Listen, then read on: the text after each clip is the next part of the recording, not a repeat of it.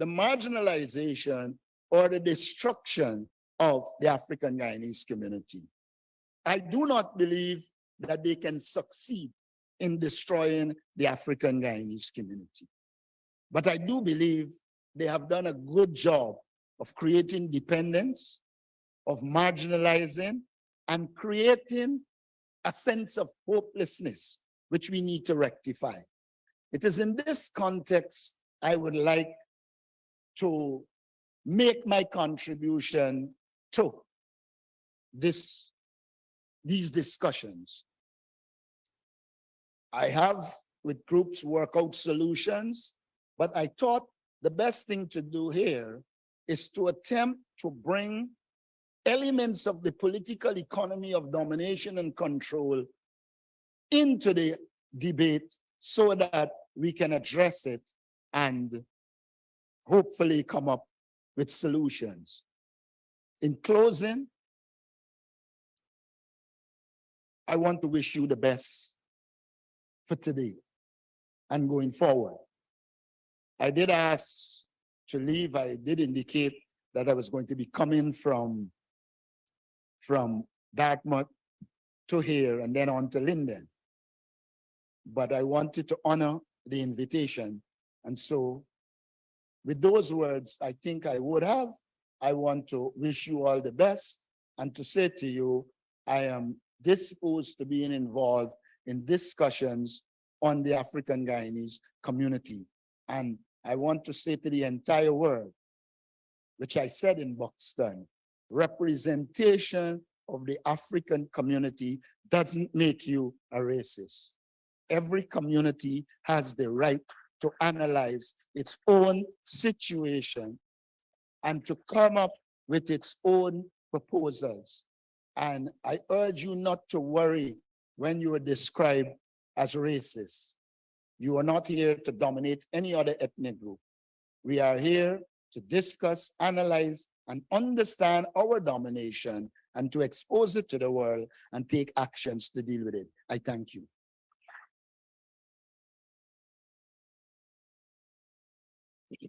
Thank you very much, Brother Aubrey.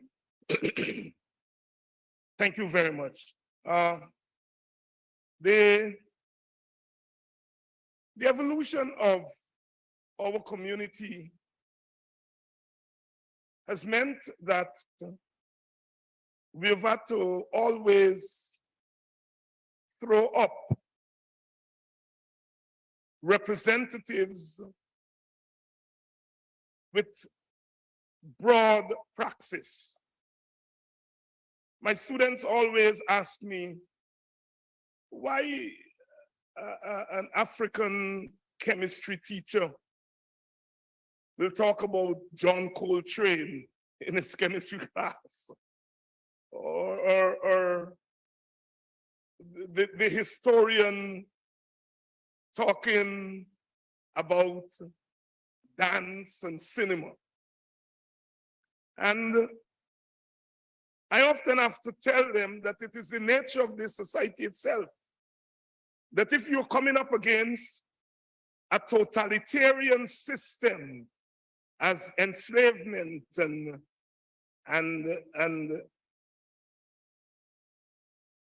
colonialism and domination, that you yourself in meeting the demands of pushing back against that system, you have to develop your own broad praxis. And so it is in that context that we invite our keynote speaker today, who is a lawyer by profession, but a warrior for social justice, one who brings together the law and economics and politics and popular music all together in the practice of his representation of our community. And representation is the key here. I remember a few weeks ago, some women went in front of his office to voice some concerns. And he came out from his office and engaged in a discussion with them. And I remember Sister Simona Broom said, "Use be liar. We ain't care with nobody." He said, "Use be liar." But I want to invite to the podium now to give our keynote address to the real liar, Mr. Nigel Hughes.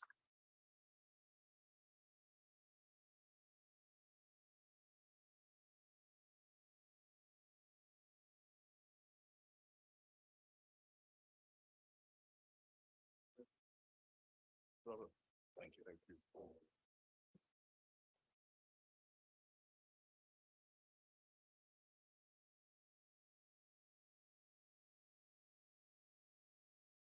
Brothers and sisters, good afternoon.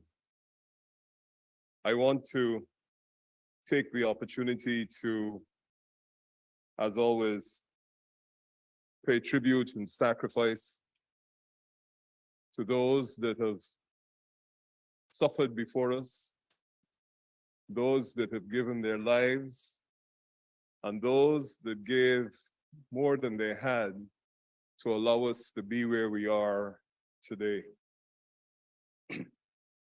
Our ancestors deserve the highest possible accolades that we could possibly pay to them.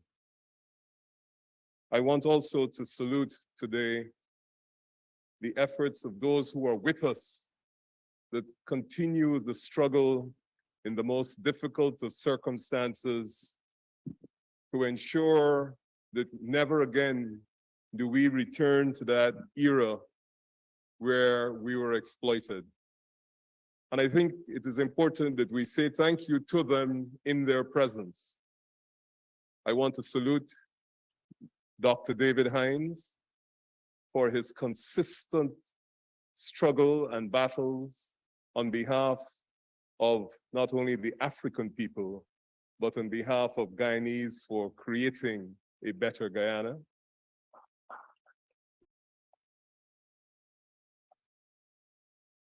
I want particularly to recognize and celebrate Vincent Alexander, leader, intellectual, consistent for what he continues to do for our community and for continuing to keep the message, whatever your views are in Mr. Burnham, for continuing to keep the message about independent thought, the future, and to plan always for the next day through the Burnham Foundation. Vincent. It is important that when we have the warriors from the past who are still with us, who can share their experiences of what it is that they went through in the past, but not so much what they went through in the past, but the circumstances that led them to do the things that they had to do in the past to ensure that we today can enjoy the benefits we have. Hamilton Green, former Prime Minister, I respect you.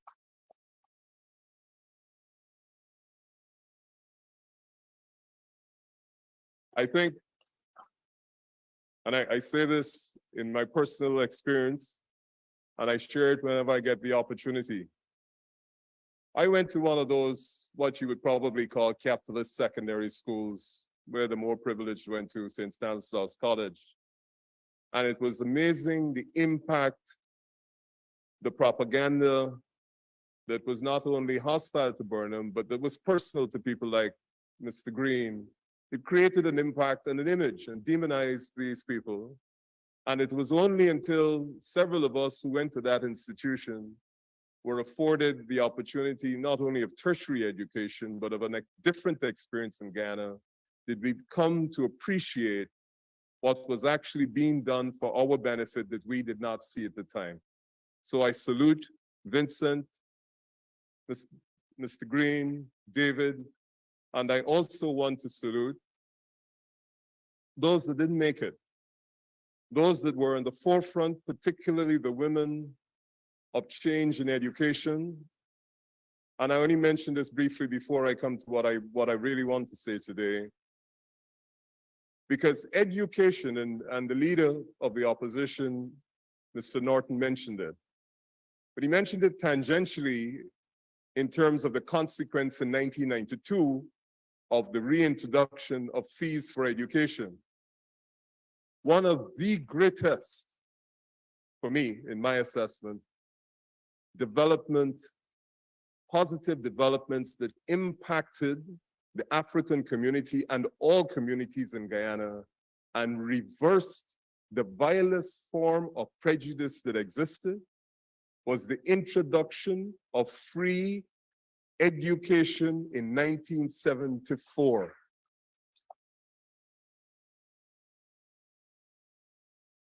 Every time I speak to a young lawyer and they don't understand that the privilege they have of being where they are started as a result of what happened in 74, because otherwise, had they been born into those circumstances, now they would not see the doors of a university. And so I want us to remember, particularly those of us who are of advanced age, that the young people haven't lost history. They are unaware of their own history and the sacrifices that have been done to allow them to reach their position where they take it for granted that education is a right, which it should be, but the sacrifices that went there that were made by our predecessors to allow them to get there. That's enough for my rant this afternoon. Forgive my poor manners. I want also to thank Cuffy 250. Because last year when they were vilified for talking about an emerging, they never said we had reached the stage of apartheid, because there are too many warriors in our history to ever allow an apartheid state to come into existence in Guyana without a war. But they sounded the warning, and the statistics that I will come to will support it, about what was emerging.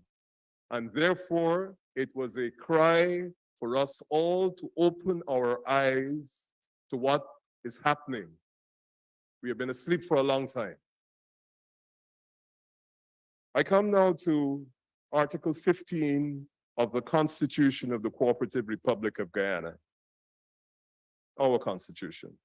It says this: the goal of economic development includes the objective of laying the material basis for the greatest possible satisfaction of the people's growing material, cultural, and intellectual requirements, as well as the dynamically stable development of their personality, creativity, thank you so much, entrepreneurial skills, and cooperative relations in a plural society. And it ends with what I want to make as part of the theme of my suggestion today. It says, the state shall intervene to mitigate any deleterious effects of competition on individuals or groups of individuals. And I emphasize that because there's a view that in a free market, open society, if it is that you're exploited and that you are marginalized and that you are made irrelevant, the state has no role. Our Constitution says not that the state may, the state shall intervene to mitigate any deleterious effects of competition on individuals and groups of individuals. A year ago, when Cuffy 250 hosted the conference under the theme, Resisting the Emerging Apartheid State, there were vociferous noises emanating from pretty prominent government and government-aligned quarters asking for the evidence and why haven't reports been made to international bodies in support of this proposition. Remember, that was the cry a year ago. Research was conducted and many instances continued on the issues of the biased allocation and distribution of resources. About a year ago, a presentation entitled Economy and Justice presented evidence that disclosed the allocation of some of the major economic resources of the Republic, including the following. Give me. 1 of every 6 gold export licenses that was allocated by the state was allocated to a person of African descent. 1 of 6. That means 5 of the 6 went elsewhere, and we know where elsewhere is. It disclosed that 100% of the contracts for the procurement of drugs was allocated to persons who were not of African descent, 100%. It also disclosed that not one single offshore block was allocated to any person of African descent. Just think about it. The future of this country for the next 25 years will depend on the production of oil. And not a single offshore block went to a person of African descent or an entity that could be described as controlled by persons of African descent. Only 9% of the stone quarry licenses were issued to persons of African descent. None of the shore bases or prospective shore bases was owned or was intended to be owned and operated by persons of African descent. In excess of 90% of the contracts for water treatment plants and supplies were issued to persons of a single ethnic group which were not African, and only 17% of the Ministry of Housing's contracts for road construction were awarded to persons of African descent. And that came out in that publication. The response of the government did not challenge the accuracy of the data, but they said that they were historic explanations for the disparity, and the vice president even said that there were categories in which African Guyanese did not even bid. That was the official response from the government. The evidence disclosed by this data would have signaled that there was a complete imbalance in the distribution of the state's resources, in the award of contracts, which was not only not defensible, but that the collection of data on the distribution of resources was vital and necessary. And you would have expected that policies would have been put in place to rebalance what was obviously a great imbalance in the distribution of the country's resources. Because that's what you expect. If you say this is an accident of history, but it does disclose an imbalance, you'd have to start putting in place policies that would redress that imbalance so that you begin to rebalance what is clearly an injustice. 1 year later, excuse me, and there has been no announcement which acknowledges that the distribution of the state resources was lopsided, and certainly no announcements of the implementation of any policy which would bring and address the imbalances of the distribution of the state's resources. Perhaps of even greater importance is that after the publication of the data, which demonstrated the importance of the collection of disaggregated data, and it's important to understand the difference between disaggregated data and aggregated data. I can come to you and say, 10 people died of prostate cancer last year, and there are 5 ethnic groups, and the average is 2 persons per ethnic group would have died from prostate cancer. Disaggregated data may show that 8 of the 10 persons who died from prostate cancer came from the African community, and therefore 8 out of 10, which is 80%, when the aggregated average is only 1/5, 20%, in the absence of knowing that 80% of the people in the African community died from prostate cancer, you may run around thinking that prostate cancer is an equal opportunity disease. And that is precisely why disaggregated data in a multi-ethnic community is crucial. As a matter of fact, as I go on, my proposition is we must elevate it to inclusion in the Constitution, because you cannot, in a multi-ethnic society, discuss the impact of policy, health, or any aspect of your life if it is not disaggregated, because otherwise you will get a completely false picture. Perhaps it is a long and well-established scientific fact that disaggregated data can reveal deprivations and inequalities that may not be fully reflected in aggregated data. We must recognize that meaningful disaggregation of data by race and ethnicity is a crucial aspect of equity goals which require government commitment. We must allocate sustained spending to historically excluded populations and groups so that they're included in that disaggregated data. We must engage all communities, particularly the African communities, as partners in defining data questions, collection, and utilization.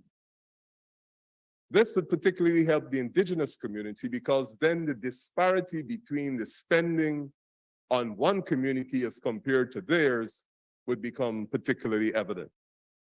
We must undertake to educate community members about the importance of data and fostering trust in the collection of data and the research community. We must collect, analyze, and report data from smaller and marginalized communities in ways that protect confidentiality, minimize risk, and avoid perpetuating stereotypes. Excuse me. Perhaps most importantly, we must advocate and demand policy changes as a result of the data disclosed by the research. So, in the example I gave before, if 8 out of 10 persons that die from prostate cancer come from the African community, then there needs to be more resources allocated to the African community to deal with prostate cancer. So it's not only the collection of the data, is that you must then, at the level of the state, adopt policies to address the inequities that have been disclosed as a result of the data. We must promote accountability mechanisms for entities that fail to adhere to existing minimum standards for disaggregated data collection. There is a lot of aggregated data being published recently. The most recent publication was on Friday, where the local content secretariat said that $333 million had been spent on local companies as a result of local content policies under the Act. Thank you so much, sir. You may think that's fantastic. $333 million have come into the Guyanese economy as a result of local content policies. But unless you disaggregate that 333 million, you will never find out how much of that money came into the African community. Because it may well be that only $300 million, that only $30 million came into the African community, while the 300 went elsewhere. Because you can't look at the numbers of companies that have been granted local content certificates, because the certificate doesn't give you the contract. Just makes you eligible. And quite often, they give you certificates in areas that will never be relevant to oil and gas. But they will tell you, we have issued 400 certificates. If 300 of those certificates are for people selling soft drinks at the side of the road, it's not relevant to oil and gas. So we need the disaggregated data to understand the full effect and impact of where that $333 million was spent. Permit me to quote from our own Professor Terence Blackman, who is a proponent of this disaggregated data. He said, and I quote, "Disaggregating data is not a mere technical endeavor, but a critical step in dismantling systemic racism. By committing to data equity and ensuring that all communities are represented and visible in data, we can shift research, policies, narratives, and impact towards equity. So we begin to do the heavy lifting in equity, in equality. In a modern, multi-ethnic, multi-race society, disaggregated data should be elevated to a constitutional right. Article 15 of the Constitution, which I referred to earlier, said that the state must intervene to mitigate the deleterious effects of competition in groups. The data disclosed in the publication of Economy and Justice, which was not challenged, mandates the state to intervene immediately to address the deleterious effect of competition in the African Guyanese community. So an example would be if only 19% of the quarry licenses are given to the African community, the state must immediately intervene, not wait for the next election or wait for the next sitting of the National Assembly. It must immediately intervene to ensure that more quarry licenses are issued to the African Guyanese community. Similarly, with gold export licenses, we're only 1 out of 6. And I know of at least 3 African Guyanese who've been applying for these licenses. But where only 1 out of 6 has been issued to the African Guyanese community, the state must intervene immediately to ensure that there's equity in the granting of those licenses by expanding the number of persons who are granted licenses to include persons from the African community who clearly have the capacity. This must be a demand, and it must require immediate action. There are 3 other areas of equal importance that I seek your indulgence to address briefly. They are the economics of our community, the constitutional architecture of this republic, excuse me, in an era of oil and gas, and our educational crisis.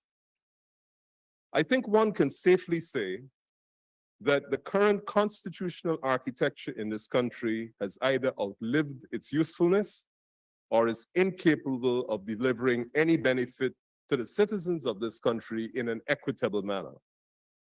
The National Assembly has confirmed that it serves little purpose other than to rubber stamp the directives of the executive in the most toxic of circumstances.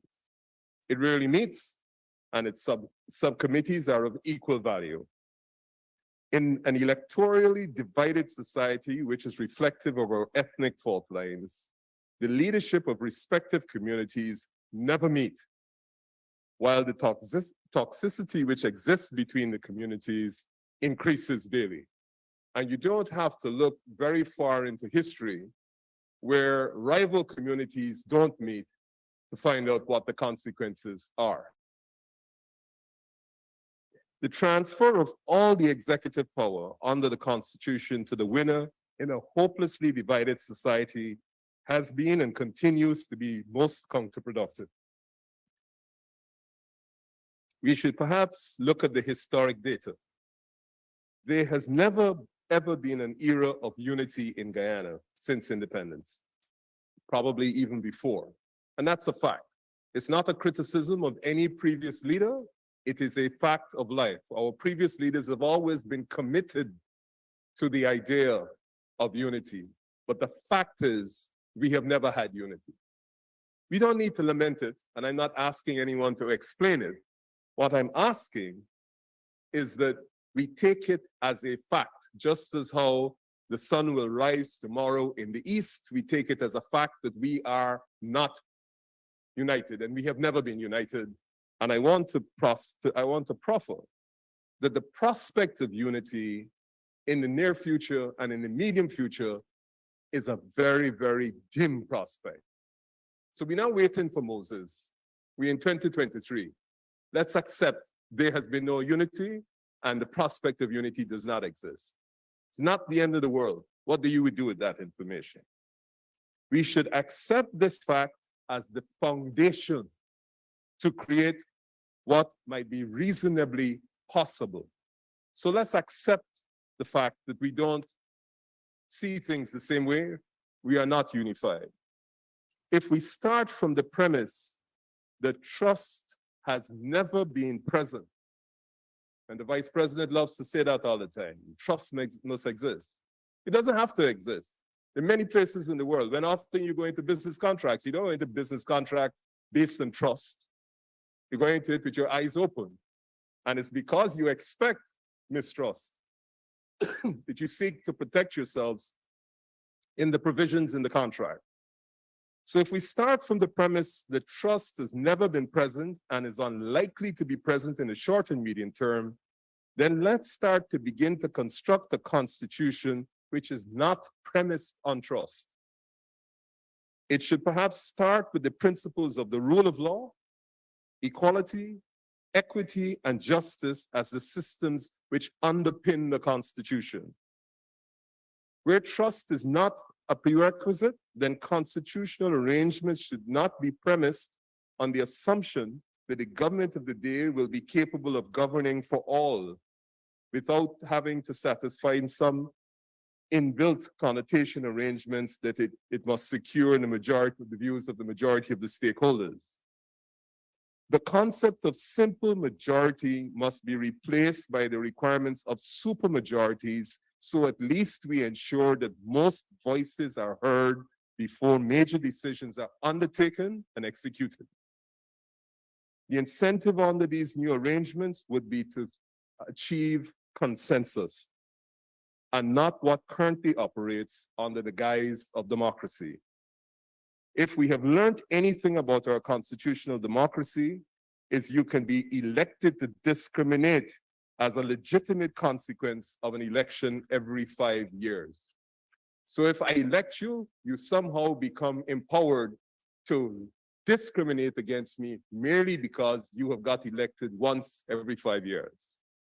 The term of office in a multi-society, multi-ethnic society like ours, where where distrust or mistrust is abundant, should not have a term of 5 years. It should be 4 years.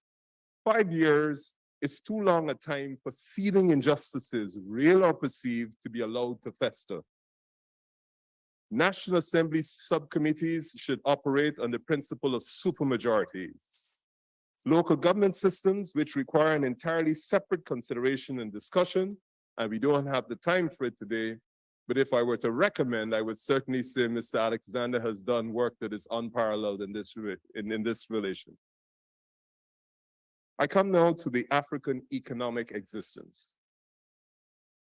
On the anniversary of the 1823 uprising, it is perhaps appropriate to reflect upon the lessons of the post-emancipation economic systems imposed and the parallels with that system and the systems that are deployed today in Guyana. In the post-emancipation British Guyana, the colonial government determined that licenses should be issued only to Portuguese people.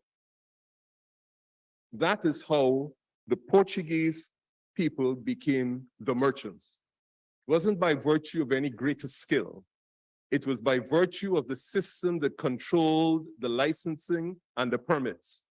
And after the Portuguese had been brought here as indentured, and that experiment failed, the British government issued licenses only to them, and they created the basis for the Portuguese wealth and the fact that the African people would always be the buyers. Because in the African communities, the only persons who were allowed to sell to them were the Portuguese under permits and licenses. If we fast forward to contemporary Guyana, we just have to ask ourselves, who issues the gold export licenses? Who issues the quarry licenses? Who issues the contracts? Who issues the contracts for pharmaceutical and drug procurement contracts? Who issues the contracts for offshore blocks and shore bases? It comes back to the use of state power and permitting to allow the development of only those persons that the state determines should progress. Is there any African business entity which is in the top 50 enterprises in Guyana? It's a question. I don't have the answer. And if they are, how many? Pick your area of economic activity: banking, insurance, oil and gas, construction, forestry resources, health procurement, rice. The leader of the opposition just told you what happened in rice, and the list goes on. None of these has any significant African presence. The young entrepreneurs who are struggling to get their oil and gas businesses off the ground have to contend with high interest rates, financial institutions which require land as collateral, and if and when they get past these hurdles, they're defeated on the basis that they lack experience. Whether this is by historic accident or not, it cannot persist. The policies to redress this imbalance must be implemented without delay. The redress that has to accompany this effort must provide financing, training, technical support, and amendments to the Financial Institutions Act to provide unsecured or creatively collateralized securities to the appropriate qualified African entrepreneurs. The current system by which contracts and opportunities which are made available to the African business community come with the requirement that either you must support the PPP or at a minimum, you must be completely silent against the PPP. This will have to go. History has always judged silence and complicity harshly in these times of moral consequence. Finally, education in an oil and gas society. And this perhaps is the most frightening insofar as what the statistics show. Modern oil and gas economy will require skilled labor force, of which the minimum level of qualification will be secondary education. Permit me to quote from an article by my brother Terence Campbell, and he was referring to published statistics. He says, of the 14 territories surveyed by CARICOM, the regional integration movement, Guyana has the lowest secondary survival rate with a score of 41%. That is the aggravated data on Guyana. 40%, 41% of our students across the board complete secondary education. The quote continues. The Ministry of Education, in its Education Sector Plan 2021 to 2025, which were based on 2017 statistics, highlighted a secondary school dropout rate of 50%. 50% of our students were dropping out of secondary school, and we were already in an oil economy. The ministry pointed out, and this is a quote from the ministry, this is the Ministry of Education, more than 50% of Guyanese working age population has primary school education or less. I would be very interested if we disaggregate that data to find out in the African community what percentage of us actually have primary school education or less. The Stabrook News, in a review of the 2012 consensus, confirmed that the African Guyanese population comprised nearly 1/2 of the total population in Region 10 at 49%, 40.6% of Region 4, 33.1% of Region 5, and lesser proportions in relation to the other regions. The dropout rates, respectively, for those three regions are 44% for Linden, 44% for Region 5, and 46% in Region 3. That is published data. The current economic condition of African Guyanese is likely to be highly correlated to the deficit in education. So the less education we have is the less prospects for any sort of economic advancement. I said this in a program with David, and I didn't intend it to be alarmist, but I just want to say to you that in a modern, fancy Guyana, with Ferraris and other fancy cars here, gated communities, fantastic restaurants, snazzy lights, bright highways, and every time you turn on the TV, you're seeing signs of progress. If you are young, male, urban, you don't have to be urban, and African, and you don't make it past secondary school, what is your option? You only have one option because you are not going to sit down and watch the Ferraris and the Maseratis and the other cars drive up and down, walk through your neighborhood, pick up all the pretty girls, eat in fancy places, and everything will tell you that you are worthless.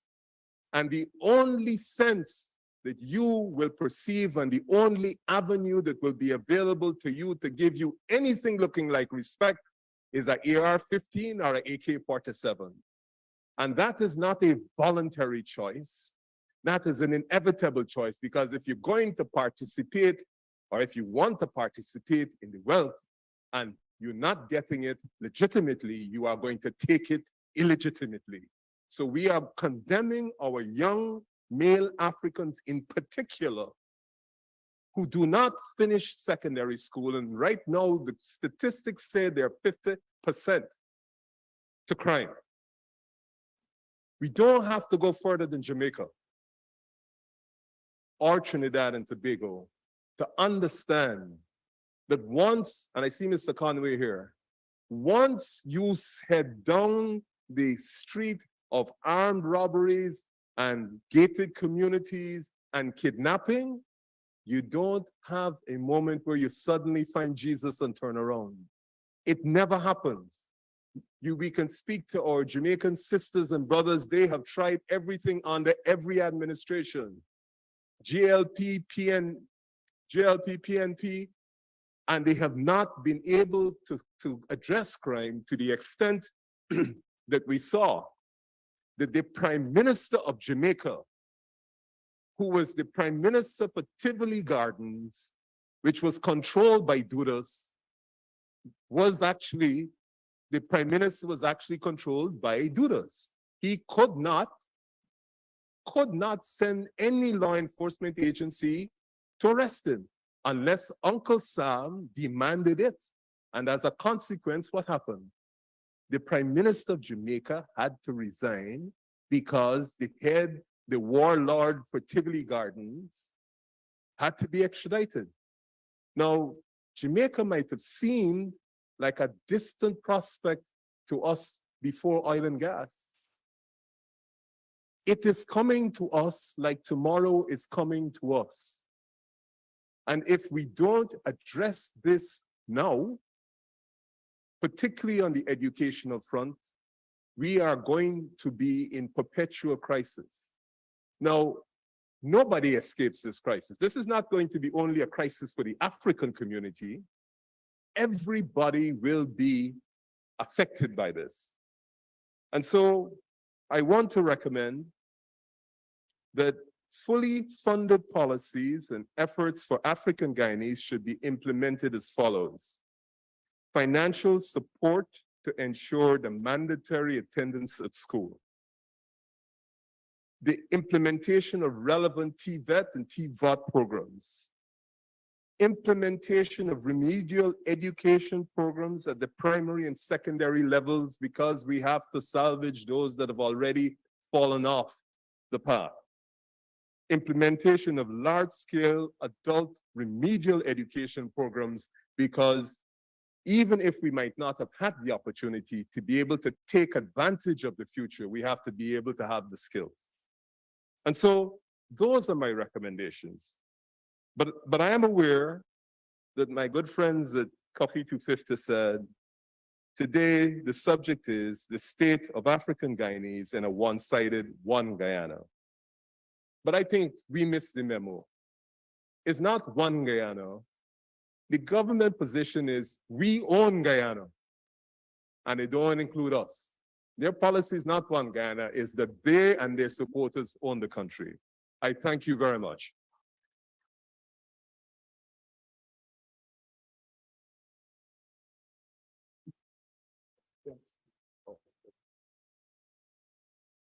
Thank you very much, Brother Nigel. Please give him another round of applause.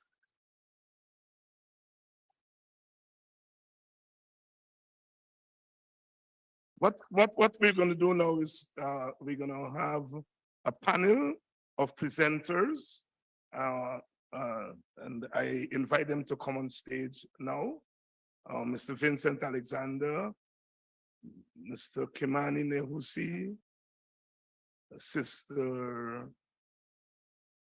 Dawn Holder, Mr. Paul Slow,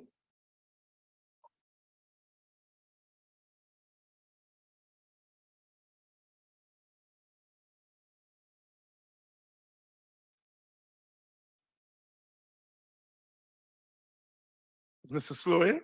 No, he's not. Oh, he's coming. Okay. Huh? Oh, he's on Zoom. Hello, Mr. Paul. Hello, Doc. Okay, so here's what we're gonna do. Each presenter will present. After each presentation, we'll take 1 or 2 questions. And I'll be looking at the time. If we're running out of time, we'll probably skip those questions. And then once the presenters are finished, we are going to open it up for a broader discussion. So please give the panelists a round of applause.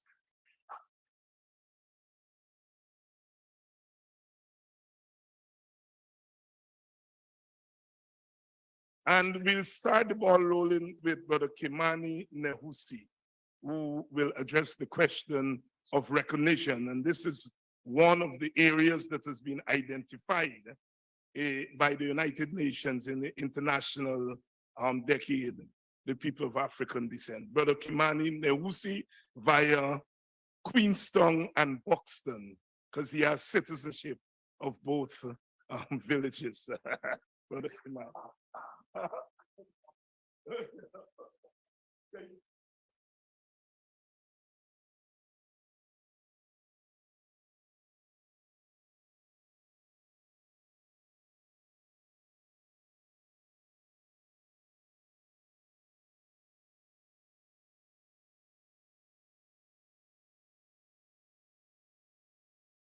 Sisters and brothers, good afternoon.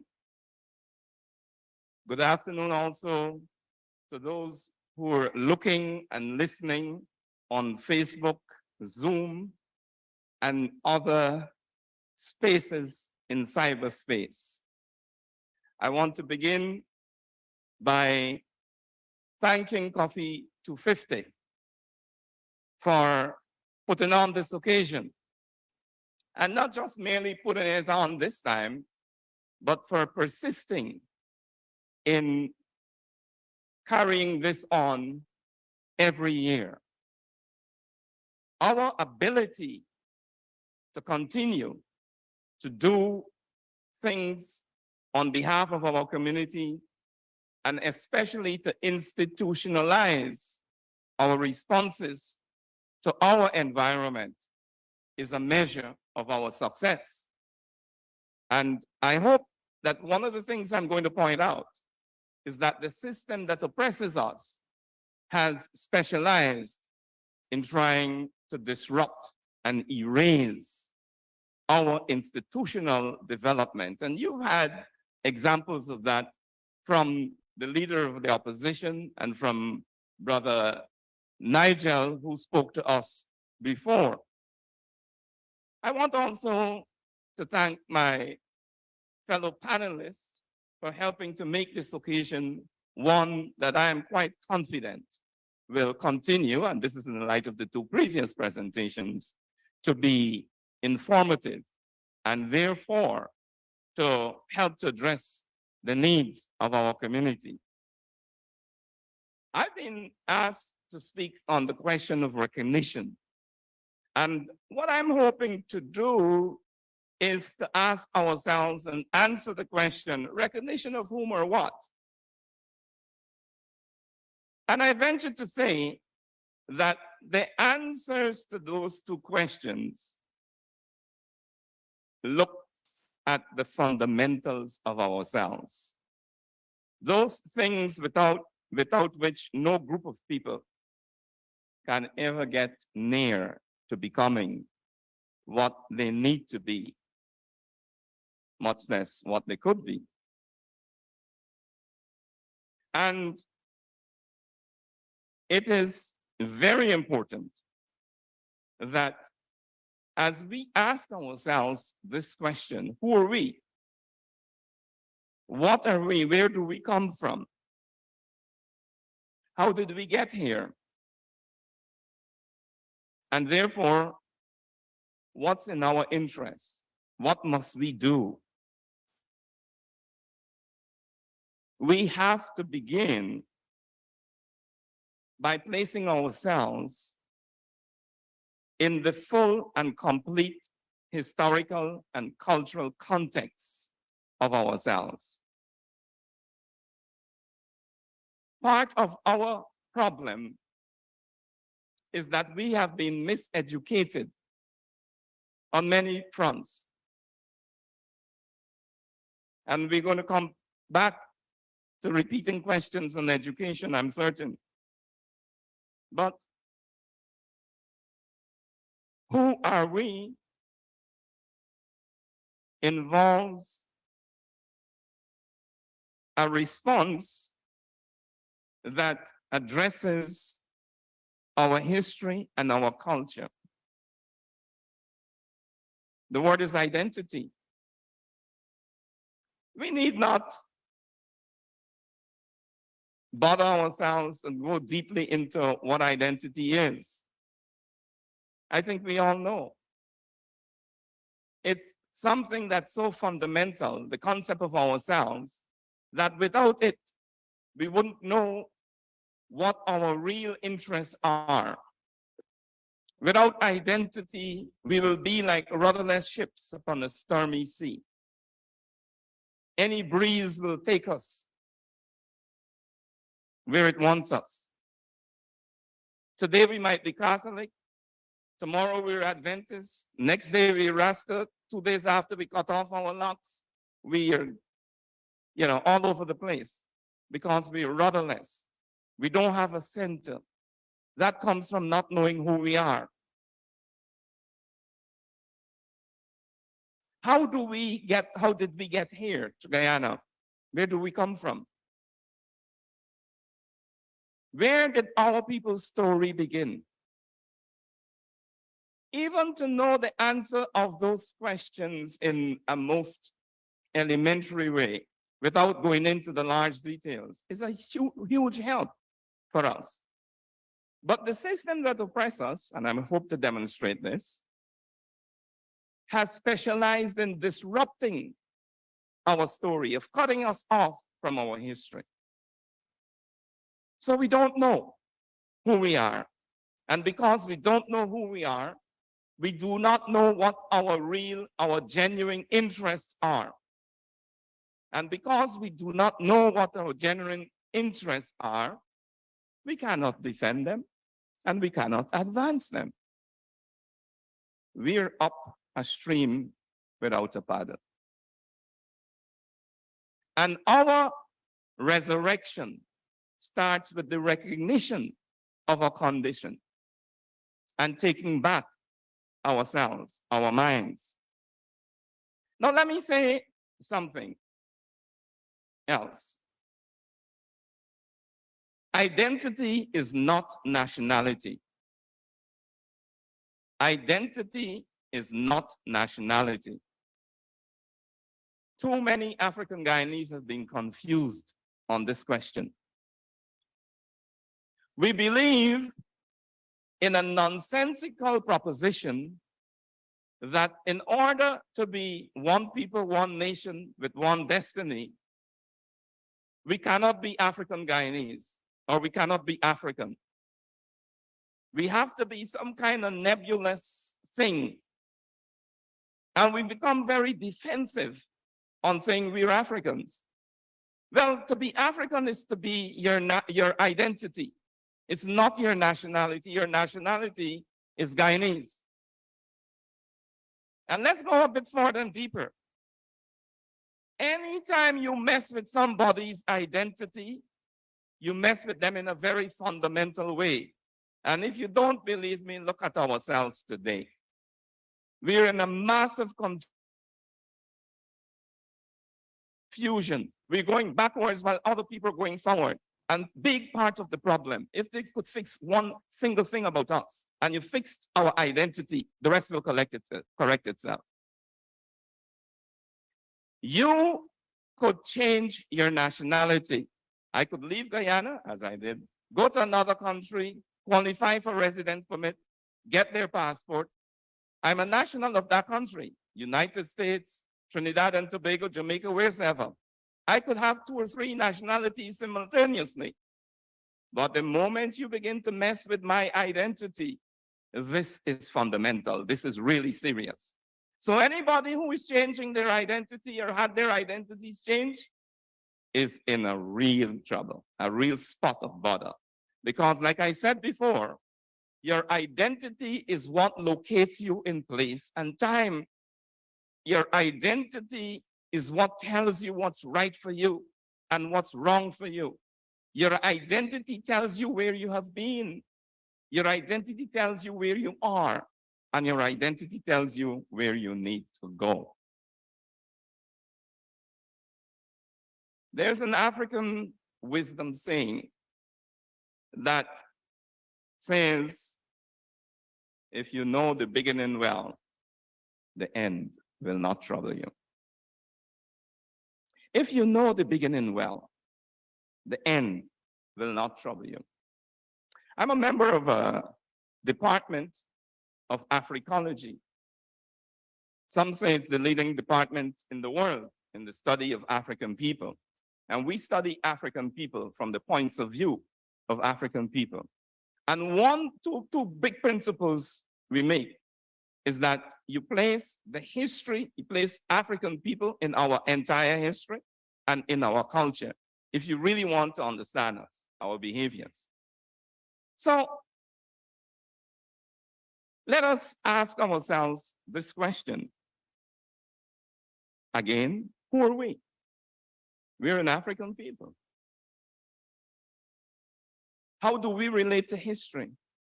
Well, our history did not begin when Western Europeans brought some of our ancestors in chains to this country. Our history began when history began. Humanity was born in black skin and fizzy hair under a tropical sky in Africa.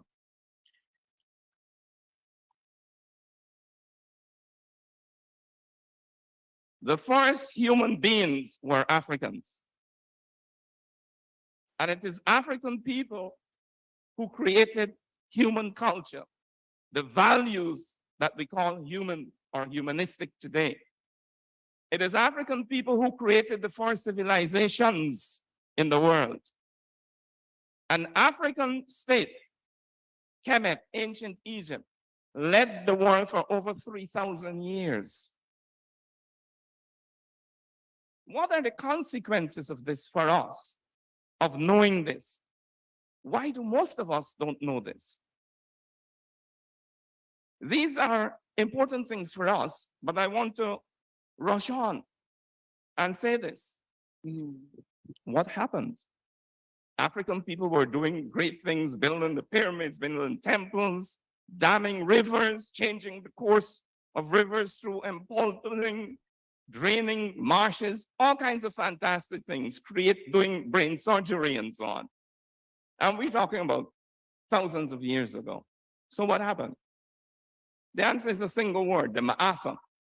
Maafa is a Kiswahili word that means great destruction. And the great destruction in Africa happens in 2 ways. First, Arab people invaded, using or abusing the religion of Islam. And then 6 centuries ago, Europeans did the same thing, using or abusing the religion of Christianity. And I want to address myself to the question of Christianity a bit later. 6 centuries ago, 600 years ago or so, Europe was a small, it still is, geographically small space in the western perimeter of Asia. It has no natural resources. It was a disease-ridden place. The people were fighting among themselves all the time. Read European history, Western European history, this war, that war, religious war, this, that, the other. But then they went around the world, armed to the teeth, and imposed themselves through violence, first military violence, upon other peoples. Check it. Wherever Western Europeans went, there was genocide. They created genocide. Go ask indigenous Americans. Ask Native Americans from North America about the Trail of Tears.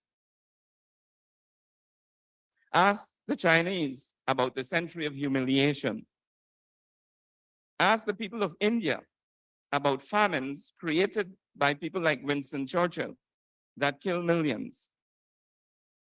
Ask them about the destruction of their own industries and the looting of their country by Britain of trillions of pounds in today's calculation. So what about us, Africa? The Martha, the enslavement of African people. And we must know the consequences of that. We don't have time, but I would ask Cuffy 250 to sponsor, or some other group to sponsor a symposium that goes deeply into what enslavement was and how it still affects our people today. Because we just know that we were enslaved and we don't know what it has meant and what it still means to us.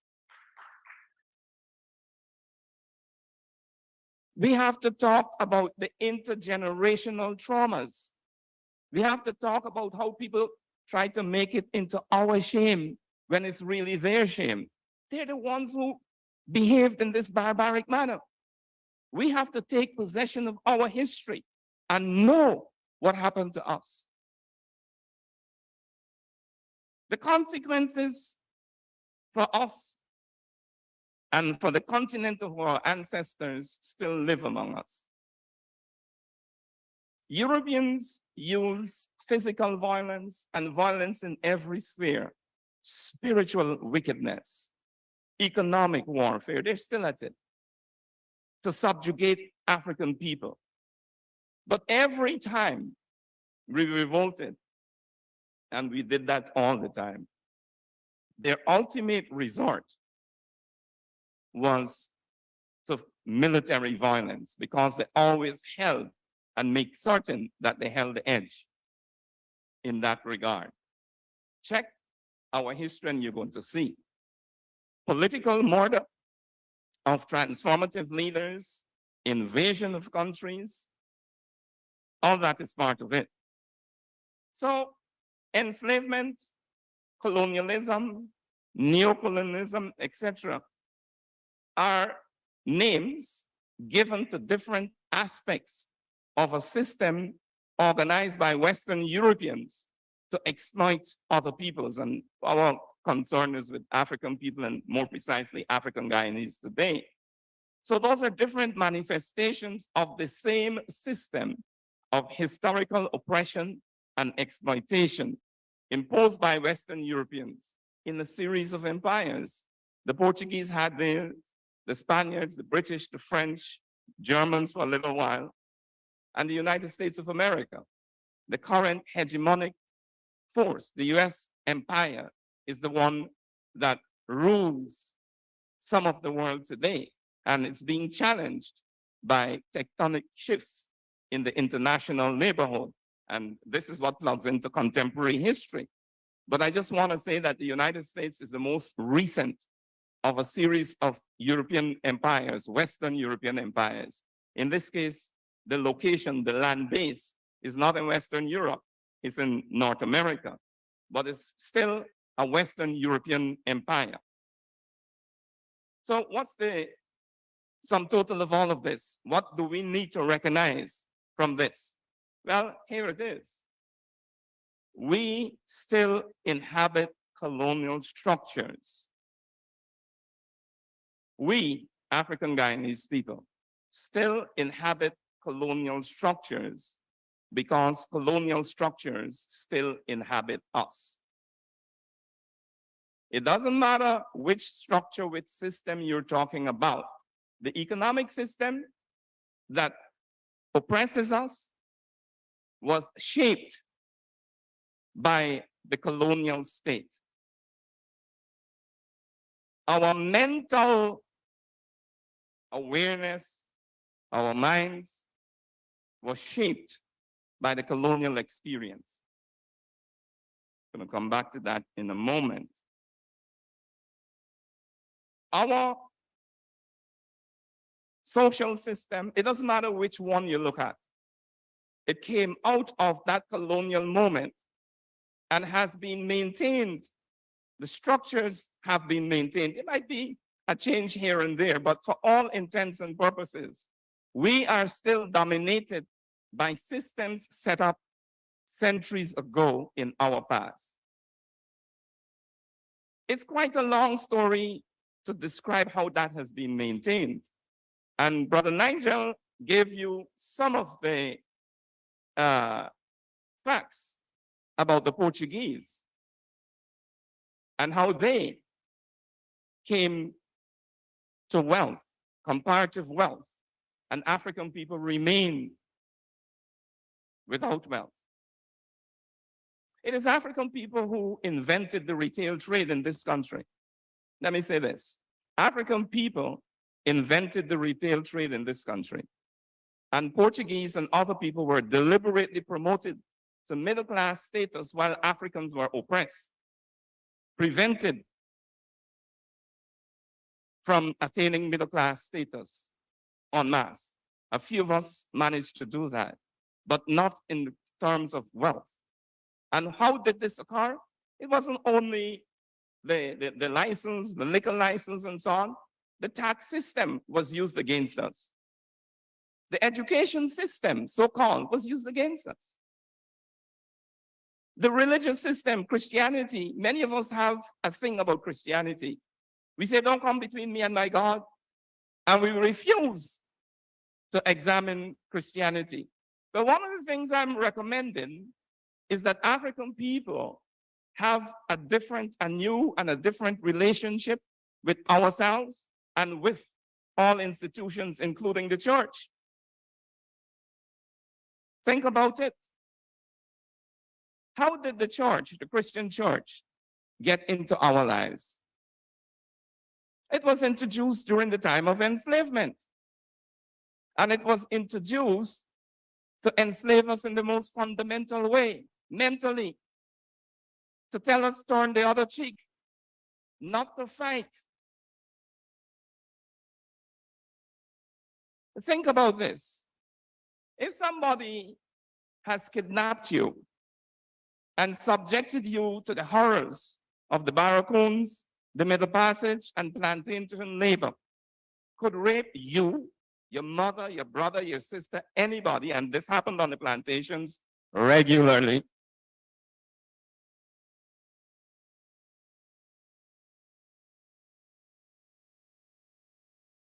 What are the consequences of that? And how Christian is that? When John Hawkins went to Africa to begin the British leg of enslaving African people, he rode in a ship called the Good Ship Jesus. The Good Ship Jesus. That voyage was sponsored by the Church of England, the British state, the Queen, and he is a private individual. They had Christian prayers aboard every day. So Christianity has been used to entrap us. When, who was the leader of 1823? Come on, let me test here. Okay, good. I heard some murmurings there. I'm wrapping up. When Kwame elected not to kill white people, chief oppressors, he wasn't doing so out of some kind of humanitarian calculation that said this is the best military advantage. He was swayed by the gospel. And if you don't believe me, check South Africa, where Mandela and Tutu said, we must turn the other cheek. Let's have some truth and reconciliation. Around the same time, Jewish people caught an ex-Nazi. The man is 98. He's in a wheelchair. And you know what they told him? You did the crime, bro. So you got to do the time. But we're busy turning the other cheek. And the millions of acres of land stolen from African people by white people in South Africa have not been returned. Not a blade of grass has been returned. But we are good people. The West celebrates Mandela and Tutu, and they know why they're doing that. Let us be aware of this. So what happened to us is that in every single area, our interests have been injured. Systems imposed upon us that are not for us. We have been imprisoned in those systems spiritually, culturally, economically, and otherwise. We've been taught that we're nothing, that we have no history. We've been cut off from our history. We don't know ourselves. I just want to take 1 minute to give some solutions. Bob Marley, and even before him, Marcus Garvey told us about the people without knowledge of history and culture. It's rootless. And I want us to begin from there and recognize that the restoration of our identity is central to our resurrection, our reconstitution of ourselves. Our restoration of culture is important. We need a new relationship with our past, with our culture, with ourselves, with institutions like Christianity and education. We need to restore cooperatives. That's a whole discourse in itself. And let me say this, that the state, the colonial state, has been responsible for inflicting, managing the imposition of these limiting things upon ourselves, these limiting systems upon African Guyanese. And therefore, it is important for us to calculate to be independent of the state. I'm not saying we mustn't badger the state, make representation to get our just returns, but it's important for us not to become wards of the state or dependent in any way. We need to advocate for the address of the historical injustices suffered and still suffered by our people. We need to train our people in citizenship, the rights of citizens. And above all, let's follow our ancestors. The ancient Egyptians have a phrase, Wehemi Mesu, and it means the repeating of the births. Africans in Ghana talk about, and other wells, talk about Sankofa. Let us revisit our past to identify things that are important for finding solutions in the present. We have work to do, and I ask us, I implore us, I dare us to begin to do this more and more together. Thank you.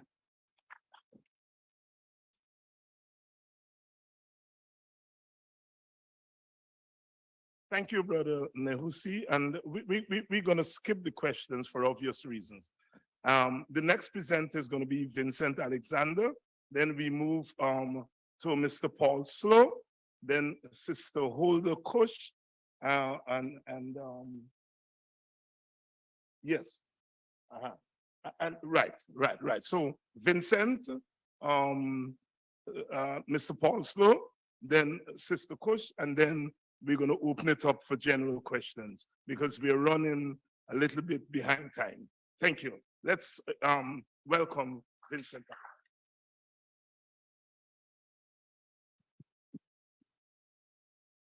Thank you very much, Bwana Mwenyekiti Hamjambo Menzangu.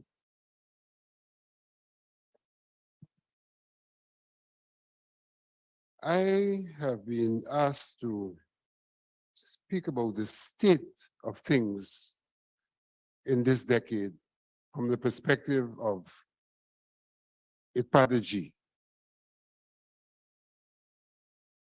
But before I do that, I want to do two things as a rejoinder to what Nigel said earlier.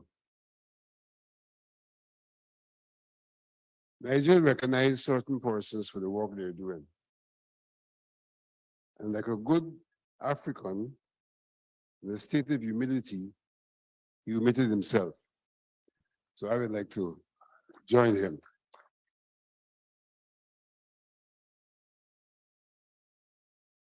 He has, in fact, been doing a fantastic job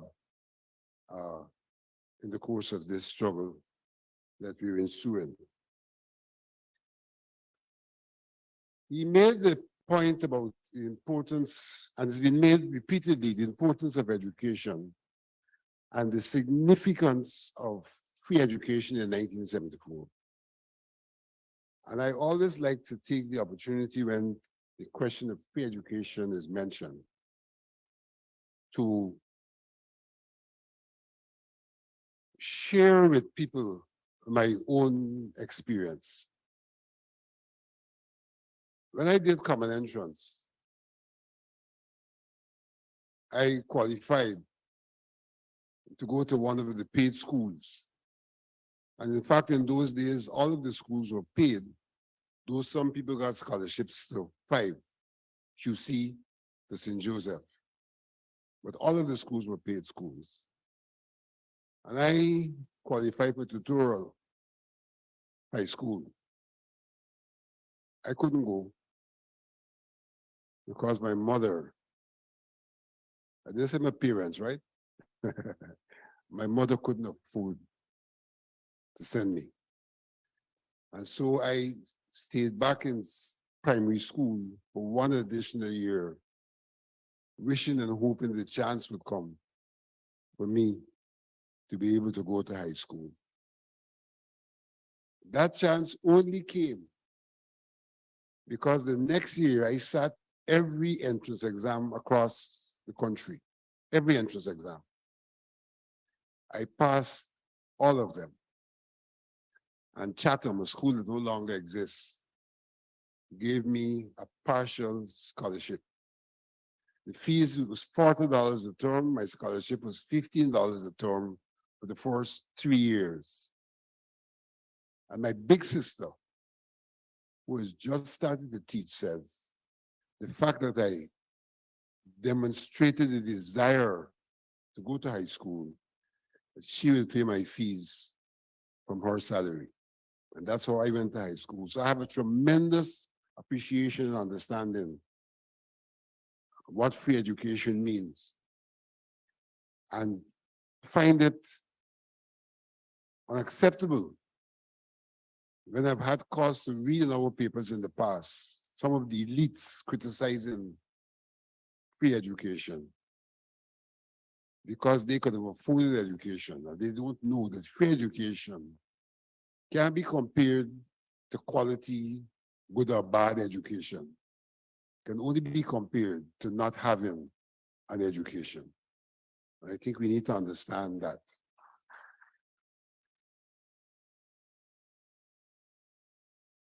Copy 250 is with us once again, 2023. Looking at the state of the African Guyanese. But they're doing so once again in a year of the decade for the people of African descent, a decade declared by the United Nations. And therefore, whilst we look at the state of African Guyanese, my task is to look at this decade and what movement has there been, if there has been any, in relation to the people of African descent. And in many regards, you can take all of the contributions made so far and to be made in that context. What has happened during this decade? But before I proceed to that, I want to take you back a wee bit as to why we have this decade. And I first of all want to reference the Durban Conference and to remind you that in the Durban Conference, there was a declaration, one of the provisions of which says,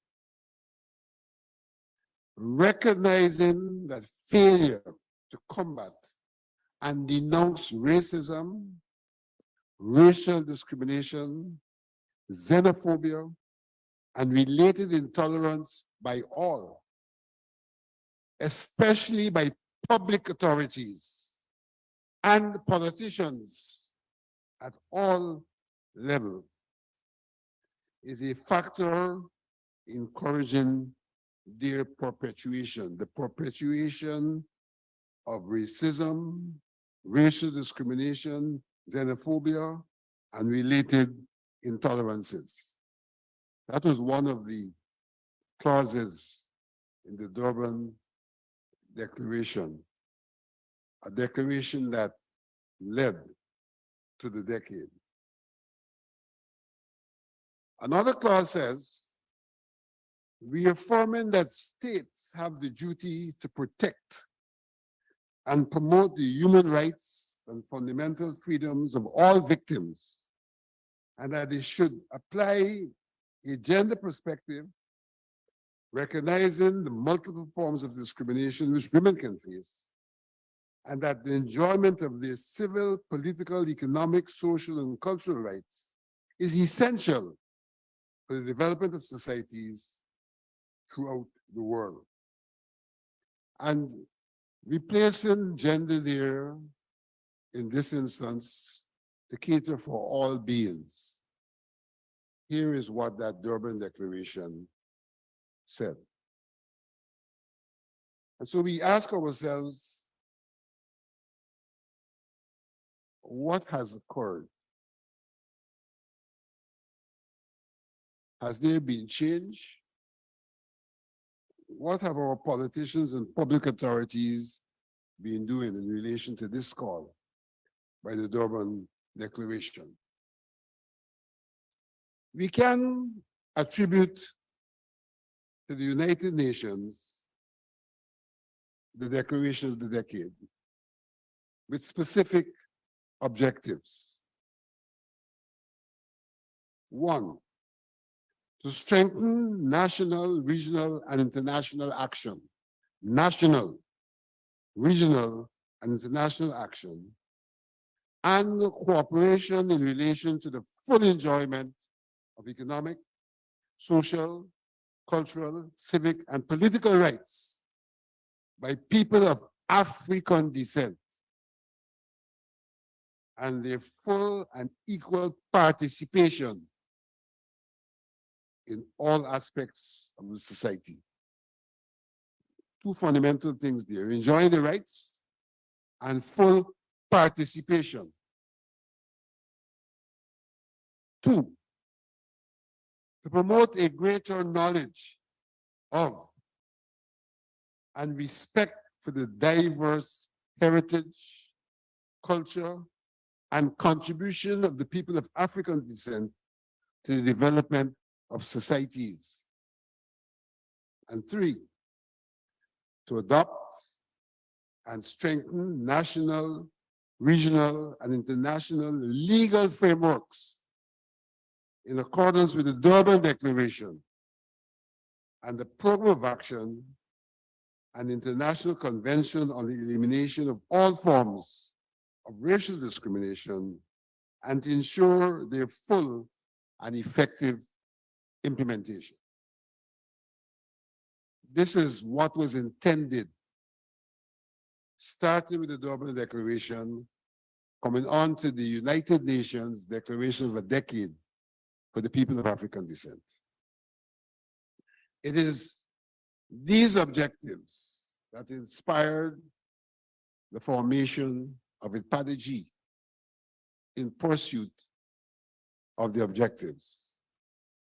At that time, with the encouragement, if not the initiative of the state. That's how IPADG came about, in pursuit of these. It therefore meant that IPADG had a mandate to be pursued in two ways. To be pursued in terms of how the people themselves could come to the plate, how the people of African descent themselves could be organized to come to the plate, to the table, but also to be pursued in a manner that required the state to take certain actions in response to those objectives. In the instance of Guyana, the then government in 2013 signed on to the Declaration of the United Nations. They signed on. But have they, in fact, fulfilled any of the obligations to which they signed on? And my answer would be simply no. Would be simply no. Notwithstanding what these declarations said about the state of the people of African descent, we have a situation where our government says we appreciate and recognize the people of African descent because they struggle for emancipation. Full recognition. But beyond that, they're now in a state where all of us are equal, and the government is doing everything for everybody, and there's no need for special attention to the people of African descent. That is not what this declaration spoke about. The declaration sought to say that there was need for special attention. And in fact, the word they use, that has been used today, is for equitable attention. Equitable attention. IPADG has sought to pursue these objectives. We have sought, for example, to fund night schools. You heard about education, you heard about catching up. We have sought to fund night schools. In stopping this subvention, one of the things the government did is to stop or attempt to stop the funding of night schools. People are caught up out there about whether Alexander get money and take money. Even if I take money, the impact of what they've done is not to deprive me of taking money alone. It's to deprive our children the opportunity of attending night schools. The IPADG has sought through donations to continue the work of those two night schools, one in Kinadonan and one here in Sophia.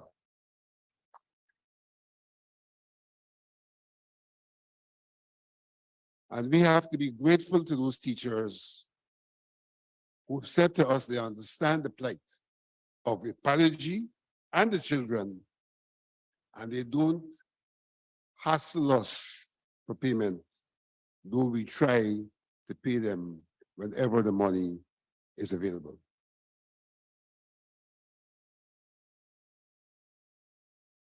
IPADG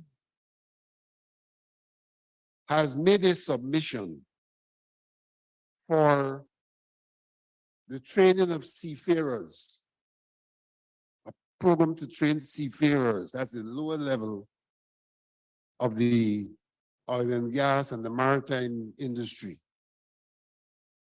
We have the curriculum, we have the person who will deliver, All we want the government to do is to give that program the recognition, because the way oil and gas and the maritime industry is organized, if you aren't trained in a recognized place, you ain't going nowhere no matter how much training you get.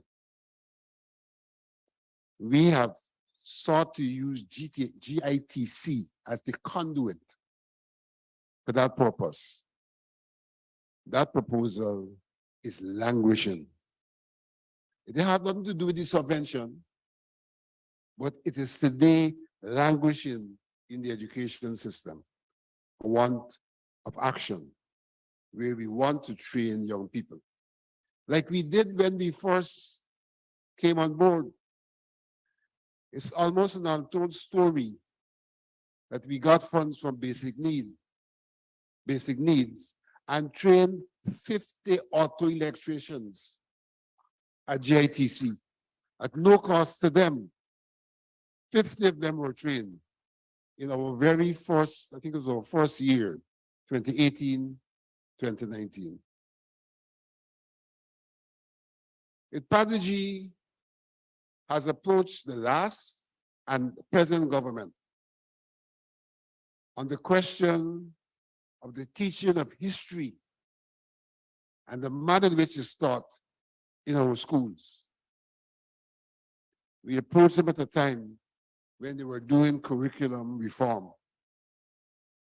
We could never get a meeting with the minister on this matter. But we work at a lower level, made approaches, made propositions, and we're told when we're doing reform, we'll work with it. When I inquired recently what has become of the reform in history, I was told they only reform the core subjects. And in Guyana, history is not a core subject. So that too is languishing. We also approached the government on the question of the reinstituting of village councils. Not to dismantle the regions, not to dismantle the neighborhoods, but to have village councils reinstituted. Because for all intents and purposes, the present local government system has imposed aliens and put them in charge of lands that were purchased. I use a fancy words like ancestral lands. Lands which were purchased by our ancestors have fallen into the hands and the control of people who don't look like us. And the idea was that at minimum, if you had village councils and you returned the responsibility for lands to those councils, at minimum, it would fall under the control of those who look like us. And hopefully they'll be thinking like us. But that's another problem. And we talked about mental slavery earlier. That is still something that has not been addressed. Although our Constitution, and if I'm not mistaken, is Article 72, provides for the institution of village councils at the behest of the villagers. And a resolution was passed in this room calling on the government to reinstitute village councils. That is still to happen. Ipadaji started its work probably wrong-footed. In 2017, when we were working and developing Ipadaji, it was brought to our attention that there were funds available at basic needs and funds available at the small business bureau. And we collected a number of projects coming down to the end of 2017 and went off to those places with those projects to try to get them funded. A few were funded. The most successful was the auto electrician. The one with the greatest potential was the fishing project in Victoria, which we ourselves turned off because of internal village problems. But that project was intended to relocate a fish operation in Victoria and to do training of the youth in Victoria to get involved in fishing. And the facility would have taken off the fish. There was no question of a market for the fish. And the monies were allocated by basic needs for that project, but our own quibbling caused it not to happen. But I mentioned that to say that that approach at the very inception created a fervor in our community for funding of projects. And when the strategy failed to deliver on the funding of projects, then there were some problems. But the fact of the matter is, conceptually, and if you listen to the objectives I mentioned, our main task was not the funding of projects, because the funding of projects don't necessarily address the issues, the institutional issues, and the legal issues, which are historical and continuing, that have caused the people of African descent to be in the state that they're in. That doesn't mean we should have projects, but I'm saying that will not be the fundamental redress to our problem. And so sometime last year, we caught ourselves in some regards and sat down and started to work out what we refer to as the priorities in terms of what we think the state should be doing. And having worked those out, then is when we wrote the president and said, let's have a talk. Because by then we were prepared to put all of the issues on the table. And in our own minds, we were saying what should happen. We speak with the president first, and then we have sectoral talks, education, agriculture, etc. Those talks got nothing to do with who thief money or if people stole money. It has to do with advancing the objectives of the decade. To date, having written the president thrice, and the president having promised thrice, there have been no talks. But what I have heard him say when he addressed some people of African descent, at least by pigmentation,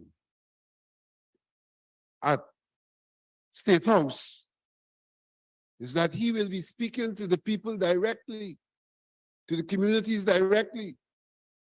In other words, he ain't talking to Padaji. And he said that in Mocha Arcadia as well. I'm not talking to your elected representatives. And Jagdio said it in Plaisance.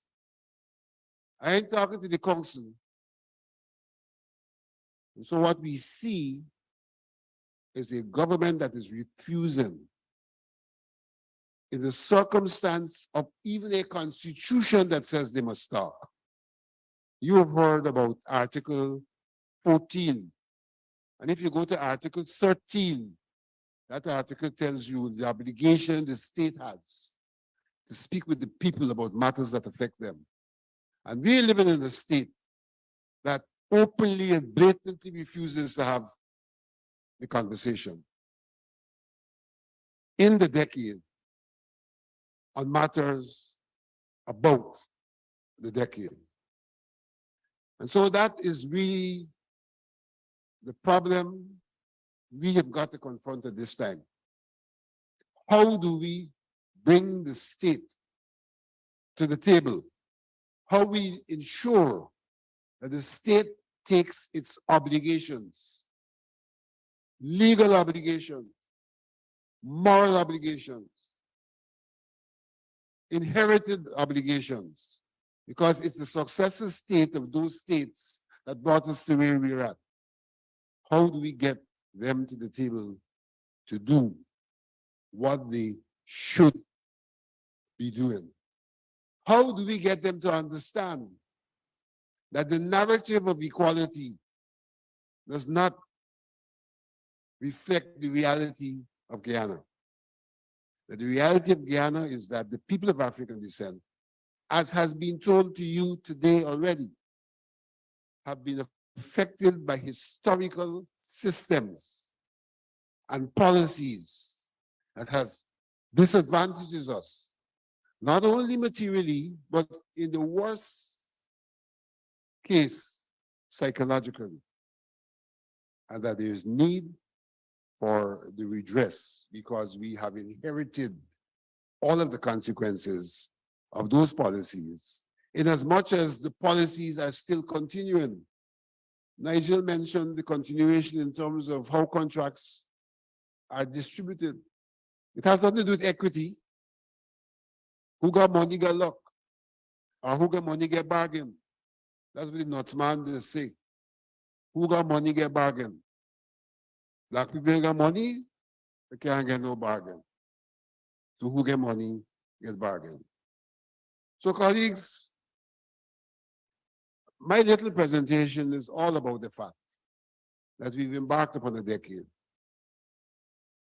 From our side, the side of the people of African descent, we have sought to put mechanisms in place to address the issues that ought to be addressed.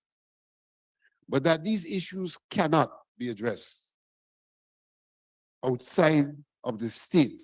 And I'm particularly saying the state as opposed to the government. But of course, the government is a part of the state. It's the machinery of the state. Cannot be addressed outside. And we are faced with a government that, first of all, refuses to recognize the real state of people of African descent, refuses to have the conversation to address the matter. The United Nations say there should be a program. Our government has no program and never reported to the United Nations. Its Paddy G has gone to the United Nations on occasions. And Jagdeo said we were sneaking off to go to the UN. That's how we described our attendance at the UN, as sneaking off.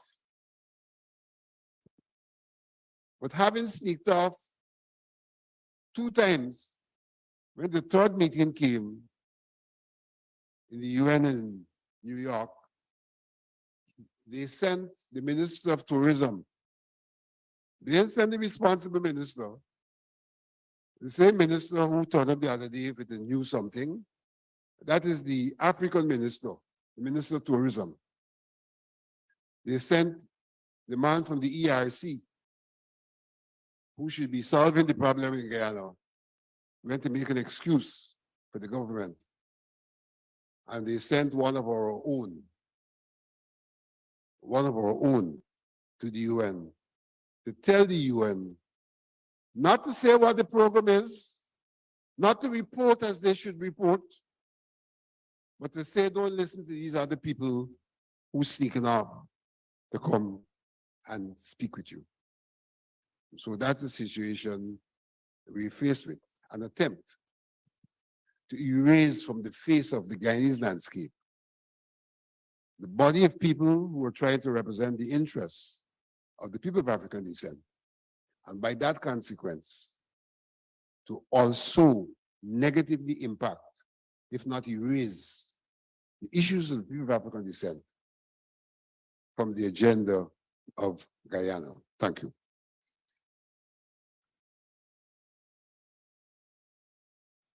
Okay, thank you, Brother Vincent. We'll have a slight adjustment. We'll have Sister Kush go next, and then Mr. Paul Slow will wrap up this segment of our program. Please let us welcome Don Holder Kush, an attorney at law and public advocate. Sister Don. Thank you. I believe it's King David, correct? Not quite king. But it's King Eric, it's Chief and Chief Eric? or King- Chief Eric. Yeah. Chief Eric is here? No. He was here earlier. And I want to acknowledge the former Prime Minister and former Mayor of the city of Georgetown, Mr. Hamilton Green. Welcome all. Everybody been talking and talking.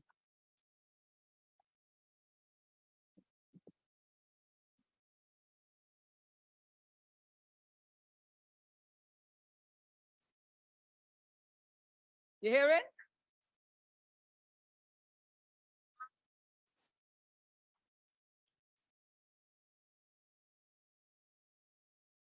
Everybody crying out for peace. Nobody's crying out for justice. These two basic human rights are elusive to most people of African descent in Guyana. When the current Vice President Barrack Jabio was president, he attended an India Day parade and he's quoted as saying, India is alive and well in Guyana. Eli? Eli? I recall giving that information to Nigel Hughes because that was during the King Kong trial. It is indeed an honor to be invited by Cuffy to be a member of this illustrious panel. And more importantly, the only woman. I will not let the women down, as my voice is theirs. The topic of this whole session is one-sided justice in one Guyana. It's very timely. Justice, in the broadest sense, is the concept that individuals are to be treated in a manner that is equitable and fair. That does not exist in Guyana, unfortunately. So we have one-sided justice, which is some individuals being treated in a manner that is equitable and fair.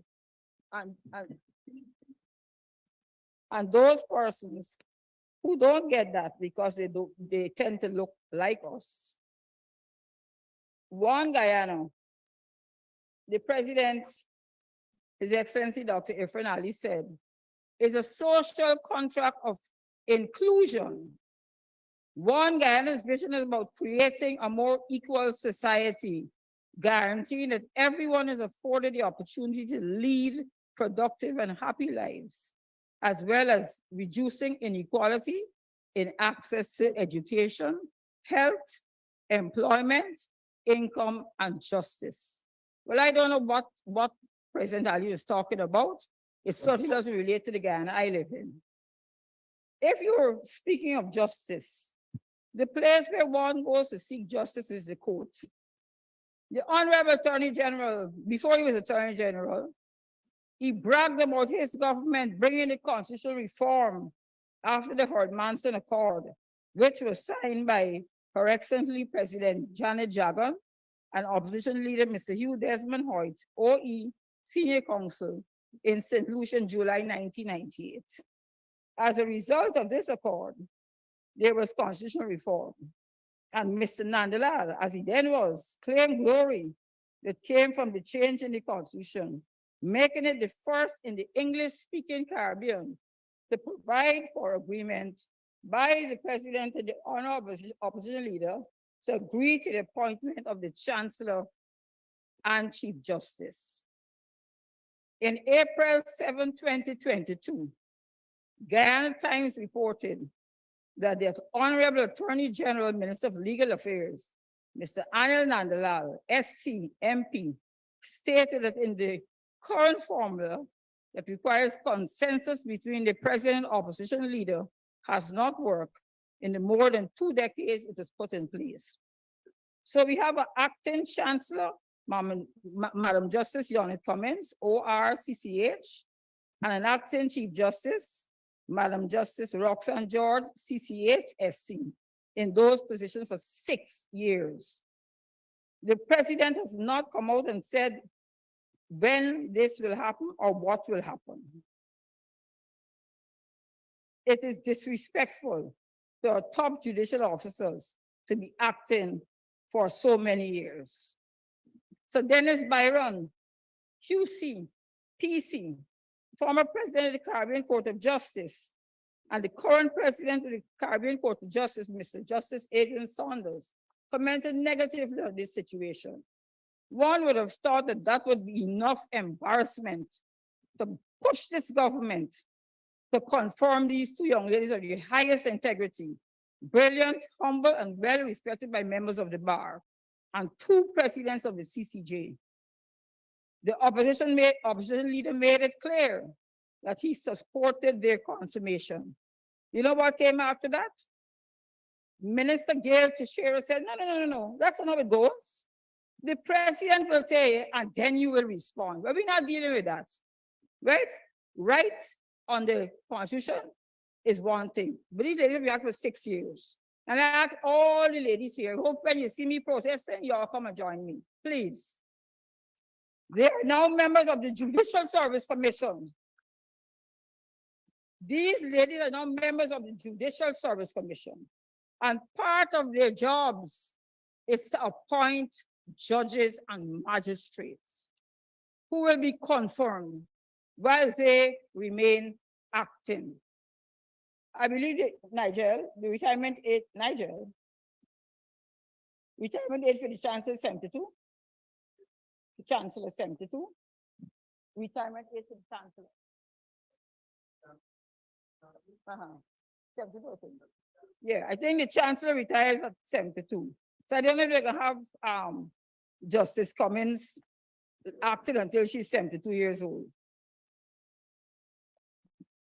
In the judicial system, those who may have committed minor offenses are either remanded or placed on reasonable bail but can't afford it.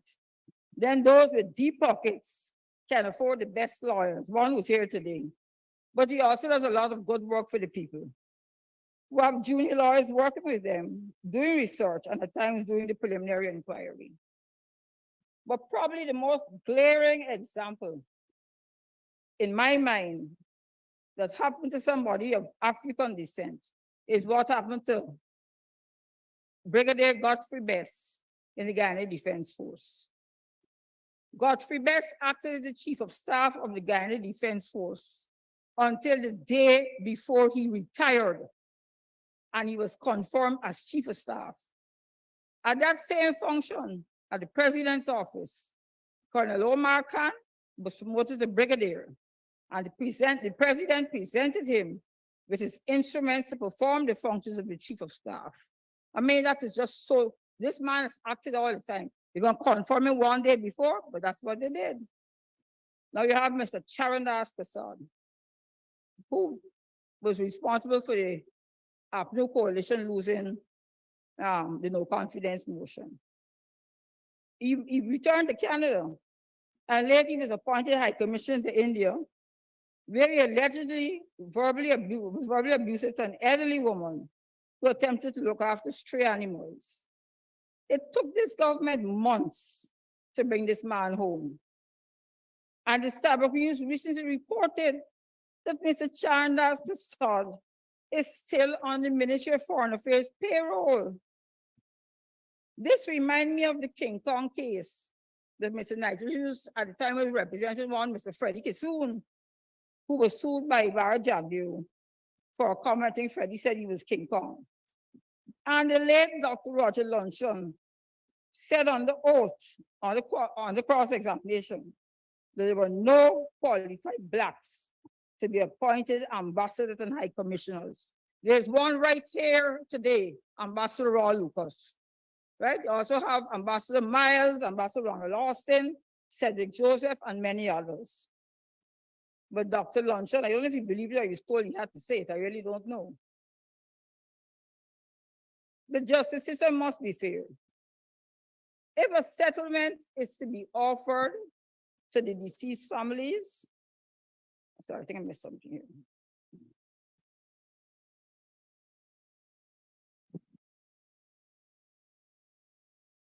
Anyway, I'm talking about the Mahdia situation. The government offered them a settlement of $5 million, the families. If a settlement is to be offered to, it should follow the way the courts would work out the figure for loss of life as a result of the government's negligence. The Guyana Fire Service said on 2 occasions they visited the dorm and the school and found them to be heavily grilled and padlocked. The last visit was in February 2023. And this was communicated to the school officials. I don't know if this was communicated to the Minister of Education. The Honorable Attorney General's settlement of $5 million to each child that died to their parents is ludicrous. In calculating damages for loss of life, are factors to be considered: age, potential earnings, and emotional distress, among others. One child was 5 years old, the others between 15 and 16. yet the formula to calculate damage was not applied. That is not justice for the families whose children perished in a fire. When they had the COI into Linden, the commissioners sent back what they recommended to be paid, and the figures were different. Figures were different for everybody. One got 3, one got 2, and one got $1 million. And from Mad, I go to Monrepo. The vendors at the Monrepo market suffered loss after protest action arising out of an incident at Golden Grove. The persons charged with terrorism are represented by Dexter Todd and me, so I won't want to say much. One vendor claimed she lost $3 million in palouri, egg balls, curry, and fish cake. The government provided a $100,000 grant the next day after the incident without any verification. But the vendors were not happy, and some claimed their losses were in excess of $500,000. The Minister of Human Services and Social Security, Dr. Vinaya Prasad, along with other government officials, distributed boxes containing 70 pounds of frozen bangameri. The compensation was paid the following days. I said, who got luck, eat pork. We see multi-storied buildings going up all the time, and fancy cars, the Lamborghinis and so on, while our people struggle to make ends meet.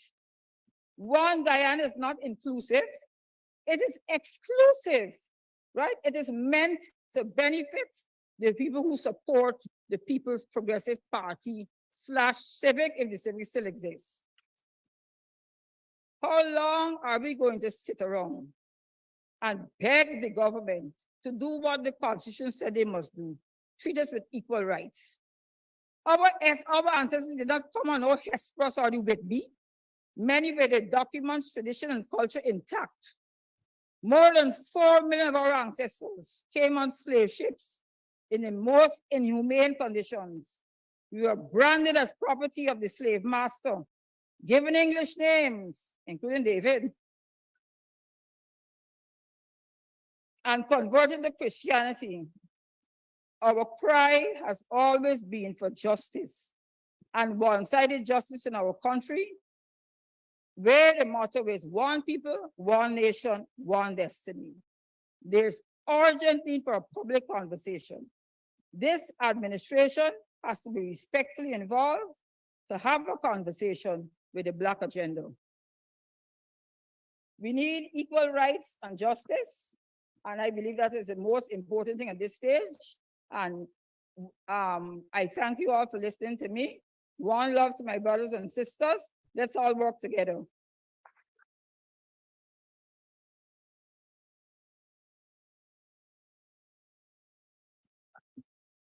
Thank you very much, Sister Dawn. We are now going to have Mr. Paul Slow. The technicians, are you all set?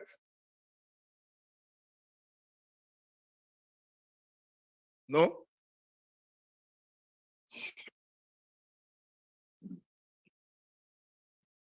All right, over to the technicians. Good afternoon, one and all. Can you hear me?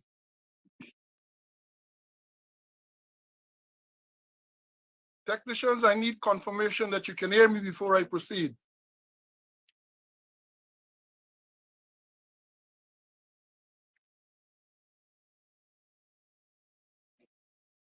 I guess I am seeing a comment here that yes, I can be heard.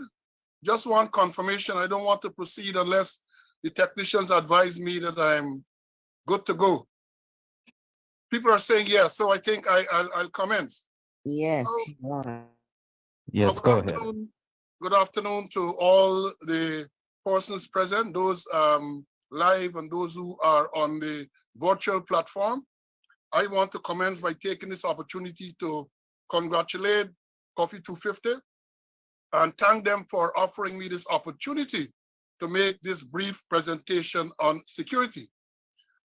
During the presentation, I look at the subject that I was asked to speak on, that is public security, and I will do so with reference to today's theme, which is the state of the African Guyanese in a one-sided one Guyana. I look at a few areas. I will briefly touch on what is public security. Then I'll tell you who is responsible for public security. Then I will look at the role of the Guyana Police Force in relation to public security, the structure of the force to carry out its mandate. I will look at the marginalization of Afro-Guyanese policemen and women, the weaponization of the Guyana Police Force against Afro-Guyanese. I look at the crime figures because that will give you some context when we speak about public safety. Now, and then I'll close by making a few recommendations. Now, public security or public safety, as some people refer to it, is the same thing, is the prevention of and protection from events that could endanger the safety and security of the public from significant danger, injury, or property damage. Public security refers to provision of law enforcement, emergency medical service, fire prevention and suppression, and emergency management by local government entities. Public safety is the responsibility of the government. It has to ensure the protection of citizens, persons in the territory, organizations, and institutions against threat to their well-being, survival, and prosperity. In Guyana, the primary agency for the provision of public security is the Guyana Police Force. Other agencies include the Guyana Fire Service, the Guyana Prison Service, and the Guyana Defense Force. I must add that the role of the Guyana Defense Force in public safety is to support the civil authority, i.e. the police. Now let me look on the Guyana Police Force, because as we said, it is the primary agency for public safety and security. As stated above, the Guyana Police Force is the primary law enforcement organization in Guyana, and therefore plays a critical role in the provision of public safety and security. The role of the Guyana Police Force is outlined in Section 3.2 of the Police Act of the Laws of Guyana, Chapter 16:01. And it says it's the prevention and detection of crime, the preservation of law and order, the repression of internal disturbance, the protection of property, the apprehension of offenders, and the due enforcement of all laws and regulations with which it is directly charged. I will posit here that for the force to deliver its mandate, the members must be carefully selected, well-trained and equipped, competently led, strategically deployed, free from political control and interference, and properly and adequately remunerated. The empirical evidence before us suggests that the force currently lacks those critical ingredients, and consequently is currently incapable of providing the level of public safety and security that is critical if Guyana is to develop. Now, the police force is divided into 12 regional police divisions, which are generally aligned with the 10 administrative regions of the country. These are in addition to several branches at force headquarters. Due to historical factors, the Guyana Police Force has a numerical dominance of African men and women.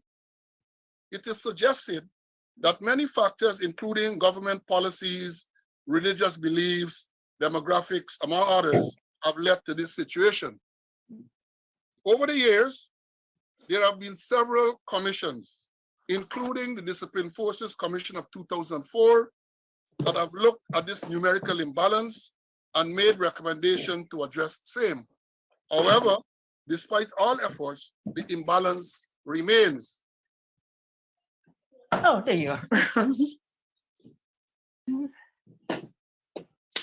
Since assuming office in 2020, the It's very nice. current government Old time say, has that's made a concerted effort to place Indian what- Guyanese police officers Where you in going out there, donkey? management positions Oh, I thought you at put the it on. expense of their more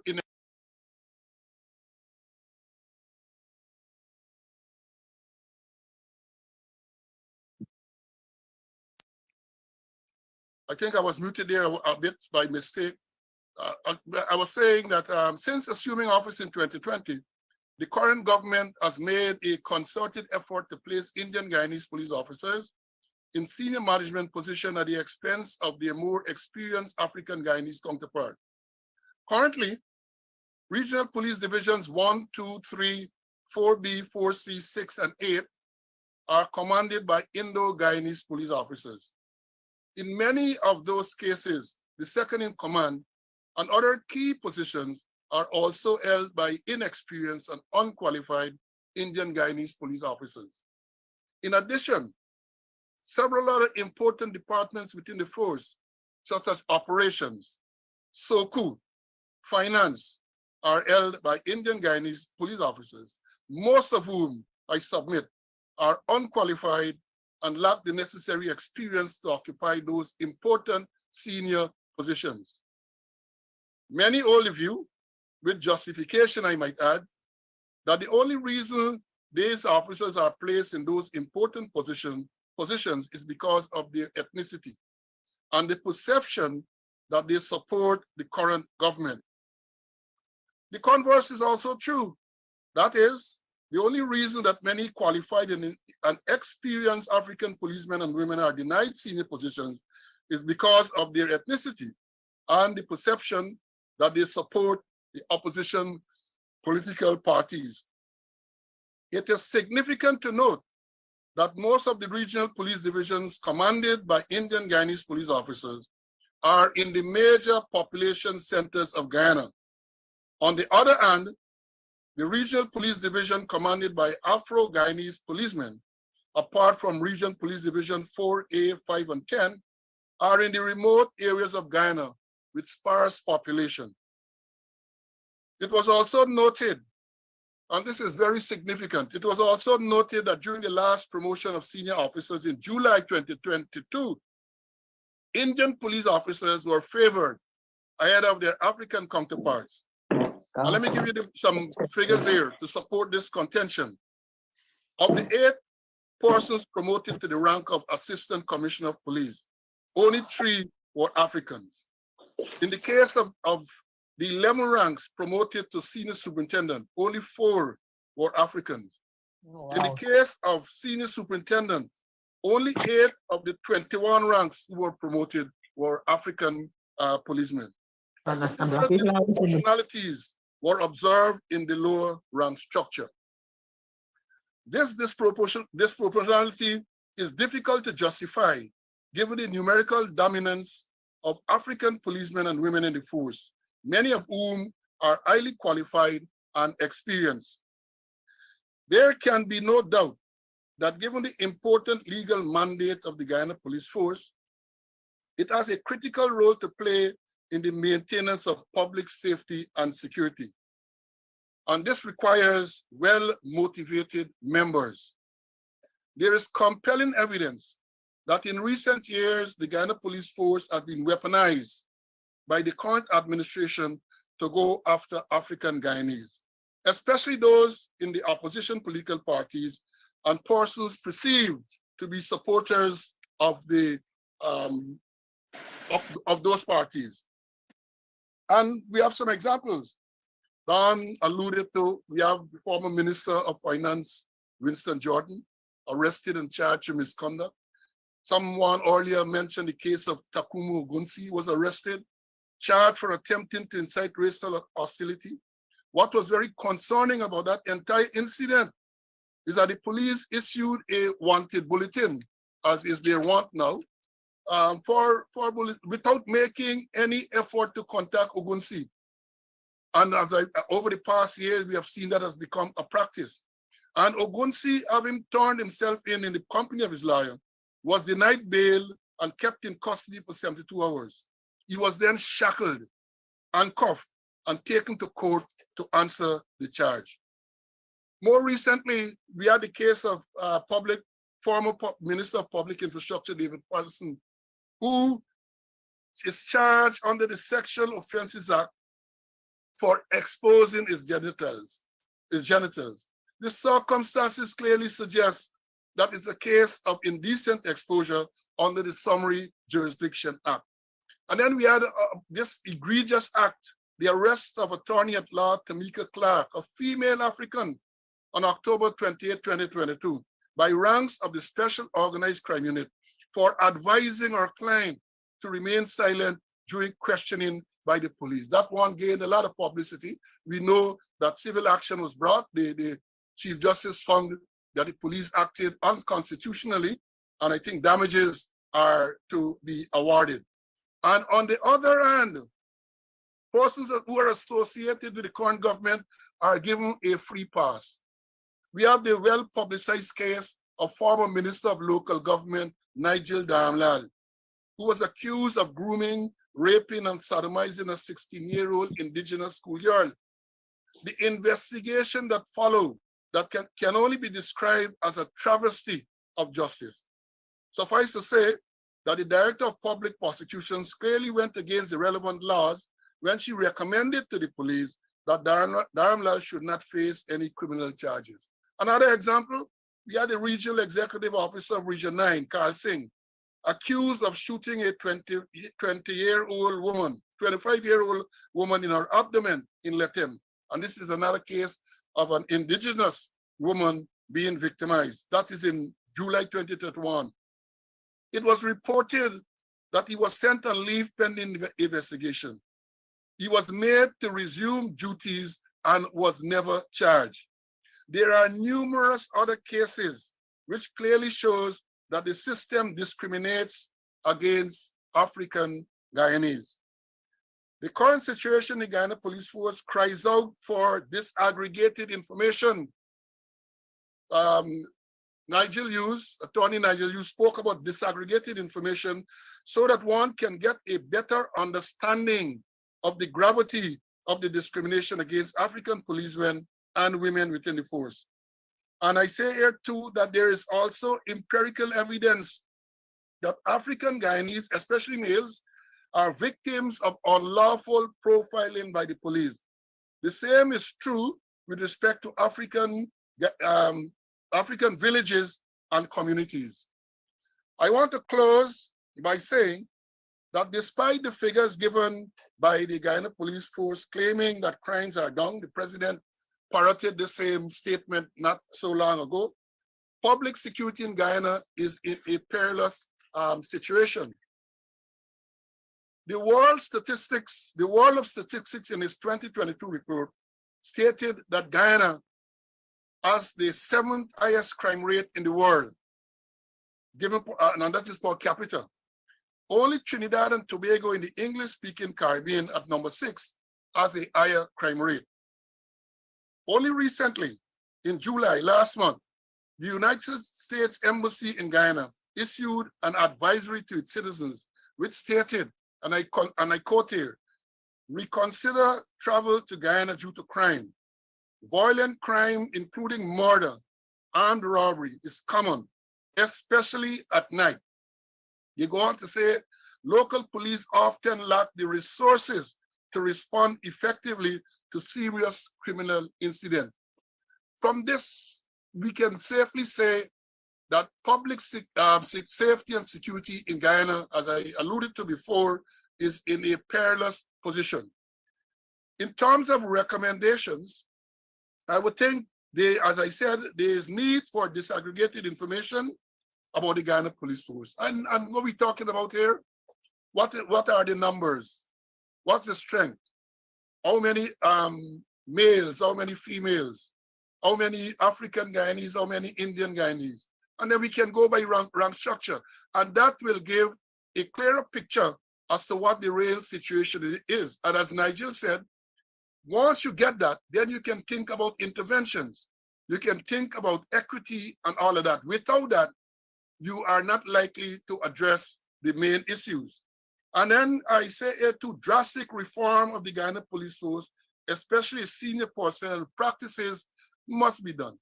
If we want to bring public safety and security to some acceptable level, we have got to talk about the reorganization of the force. I say here too, that the force must be made to act independently and professionally. This was alluded to by some of the earlier presenters. There's no doubt when we see how the force currently acts, they do not act in a professional way. And if you do not act in a professional way, you're not going to get the much needed cooperation from members of the public so that you can be on top of public safety and security. And then the last recommendation I have here is that the force must be free from political interference. The force must be free from political interference. I mentioned the case earlier with the attorney Tamika Clark, who was arrested by the police for advising her client not to give a statement to the police.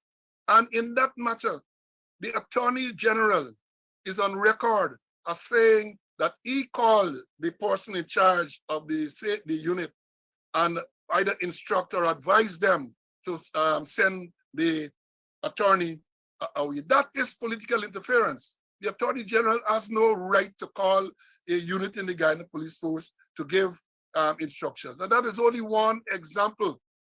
So I close by saying that, again, that these issues have to be addressed in a very comprehensive manner. If we do not do that, we're not going to be, or the police are not going to be in a position to provide the necessary public safety and security that is so needed if we are going to, if the country in this oil and gas industry is to develop. I thank you much for your attention, and I will be part of the panel to field any questions that the audience or anyone in the virtual sphere may have. Thank you very much.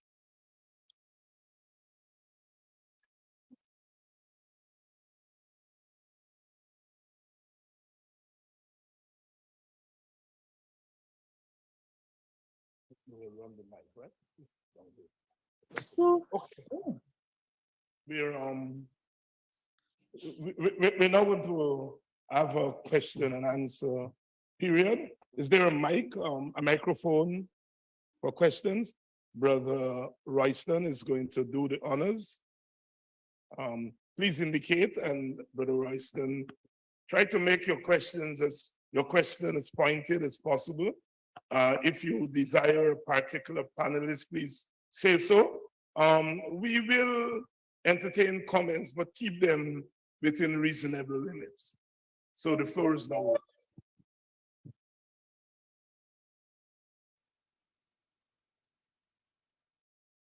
Good evening to each and everyone. Very interested, huh?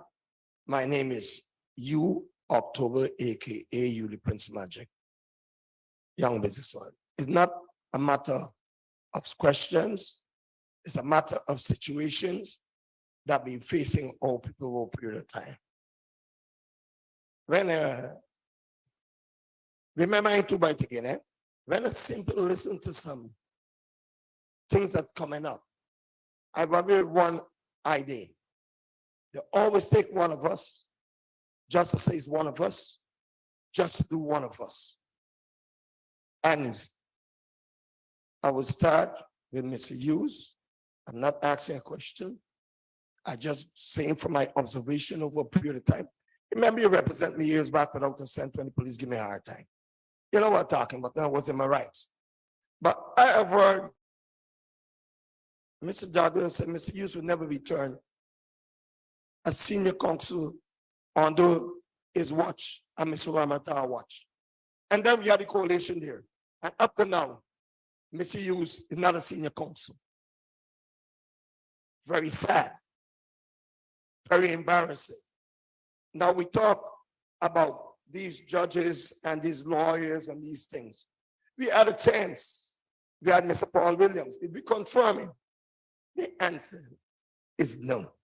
So we need to stop making miscellaneous excuse for shortcomings towards the nature of life in general. I did not celebrate this year emancipation, nor Barnum anniversary, and I say why. There's nothing there to celebrate. Last year, the 37 year to take the drummers there, that was not acknowledged.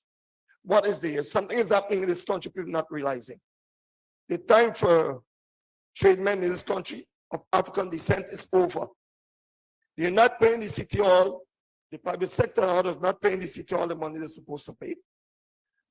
But they're giving contracts to the Indian brothers, subcontract to the black brothers and sisters to put you into the gutter for $10,000, $15,000, making you security guards for 10 or maybe $15,000 a day to tell you you're doing a good job. So at the time, I'm not going to spend money to educate my daughter or my son, because going in the gutter and getting people out is the day of war.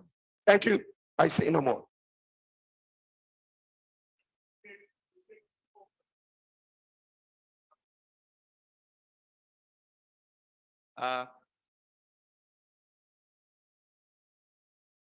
Yeah,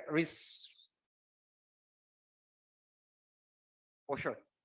Respecting the time constraint, I'll be very brief. I think one of the most important things to address, which is the elephant in the room, from my perspective as a young individual, is the notable absence of young people in these type of discussions. That is something that is quite. Yes, that's correct. Right, correct. It's quite, based on what my brother is saying here, it's quite evident. And the thing is, I wouldn't have been here if my father didn't ask me to sit in his stead. He's not well, so he asked me to come.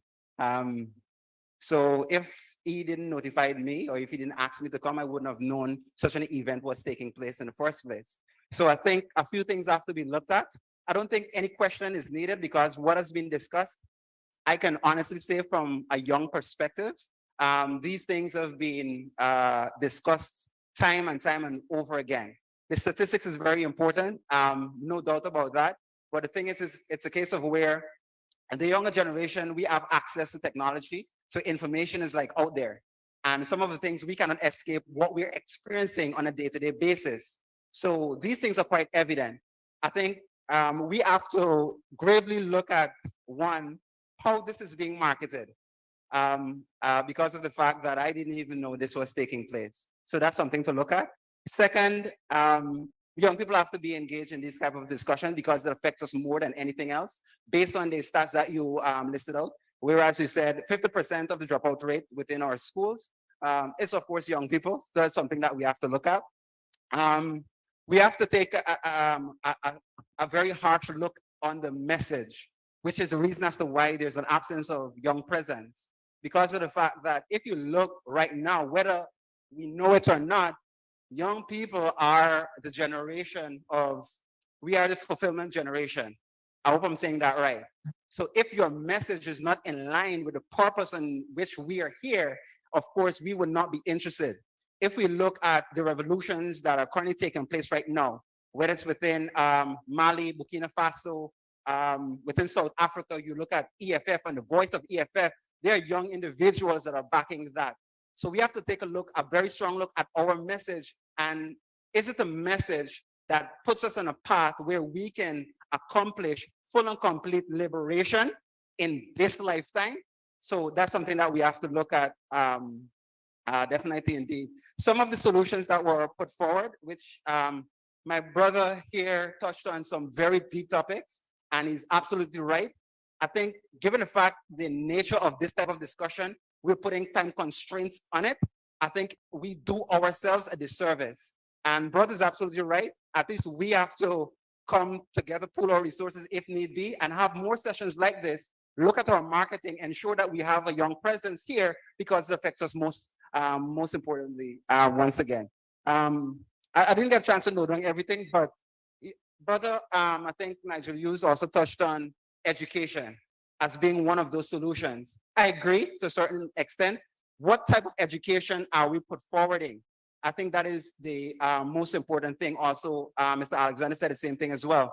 And I think Brother touched on it quite briefly, which is a case of identity. Not only that, is that the education system is rather archaic, which contributes to the dropout rate that we're seeing right now. So what we have, it's a case of where we're trying to force a certain type of knowledge, which is totally outdated, on individuals who already have access to a wide amount of information right now. So it doesn't go hand in hand, which contributes to that high dropout rate that brother is talking about. We have to have an education that teaches us to build a nation on our own, not a case of a type of education system where we are used as pawns and tools, and we have to go into a pre-existing system where it's already stacked against us. I think that is something I have to look at. I'm trying to force all of this in. But I think, we have to take a very strong look at education, what we're talking about, the solutions that we're put forwarding. I can honestly say I'm not really, I don't mean this as a disrespect. I don't hear enough solutions. I'm just hearing, we're highlighting the problems that we already know exist. What do we do next? How do we gain access to lands? How do we gain access to resources? How do we pull our resources as a people to do for ourselves rather than we looking to someone else outside of our community? How do we, right now at this present state, take charge of our communities, our villages in this present state, and not necessarily wait until we have the next 5 years for voting and all of that? I think those of all of that you have mentioned has already been done before. So I wouldn't even be interested in coming here if we're talking about the same thing. I'll be quite honest with you. I'm looking for solutions. I'm looking for, if you're going to say, hey, tomorrow we're going to do this, we're going to assemble, this is what we're going to do, not protest and all of that. Yes, protest has its place, but it's kind of being used in the wrong direction. Let's be more solution oriented and have more sessions like this, be serious about it, and provide us with ample time to deal with these issues. Last comment, I promise. A decade, 10 years to look at our issues of gross insult. $100 million, which is some subventions, is a gross insult. The mere fact that we have been enslaved for over 200-300 years, how is it that you're going to give us just 10 years to look at this issue and offer $1 million? That's just totally ridiculous in my mind. So, man, yeah, we just have to, as elders within the room, we just have to do better and not just keep these kind of forums just for taking pictures and to say that we're doing something. It's just, we just need to do better. We need to reassess this kind of talk and maybe go back to the drawing board and just come back. Not necessarily go back to the drawing board. The solutions are there. Everybody is doing it in America, in South Africa, the African states, all over the world. We're seeing this revolution. So just take it seriously.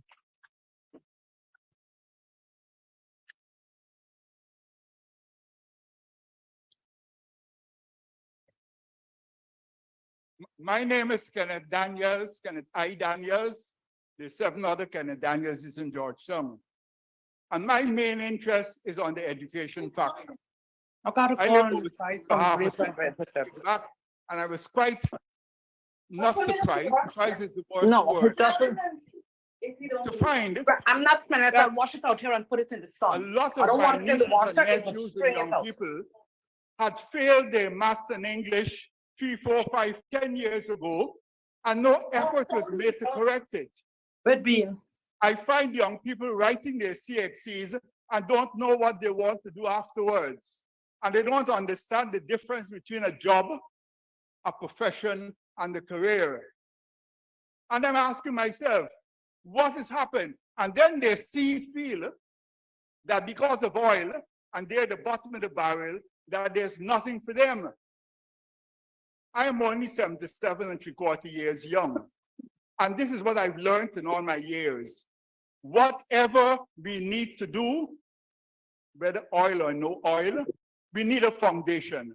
And that foundation is not just getting some certificates. We need the certificates, but we need some counseling. We need some academic counseling in school. We need them to know what they want to do, not sit back and wait for the sky to fall in. What are we, as this group, recognizing the value of education, how much have we put in to change the mindset of our grandchildren, our children, that they must make an effort to get the foundation of education?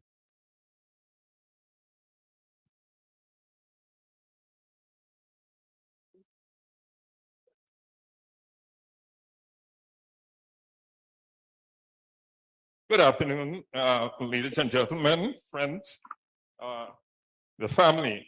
One question I have for the legal team up here, Council Hughes and Madam Council Kush. Are we saying, I heard you refer to Irfan Ali as His Excellency the President. Are you recognizing Irfan Ali as the duly elected President of the Cooperative Republic of Guyana? Because for once I can recognize that there is still a petition before the court. One has been dismissed. The other one is there, petition 88. That's one. Two, gas to shore. There's supposed to be a gas to shore project that costs over several $1 billion. I know the figure directly. Is this gathering prepared to write to the US government, namely Mr. Hakeem Jeffries, who is supposed to convene, to my knowledge, convene a conference on on Guyana, a 2 days conference. Are you prepared to write to that conference that all aspect of funding for that gas to shore project be halted unless and until there be the Guyana government give a commitment to clean voters lists and biometrics? Another question. My solution to the problem in Guyana is in the African community. I would like to suggest that all African villages throughout Guyana, this forum adopted that all African village throughout Guyana, at least 2 weeks of public protests to highlight the village's grievances and plights. 2 weeks of protests. And the other question I was wanted to pose to the opposition leader, but he left. I wanted to ask him, are you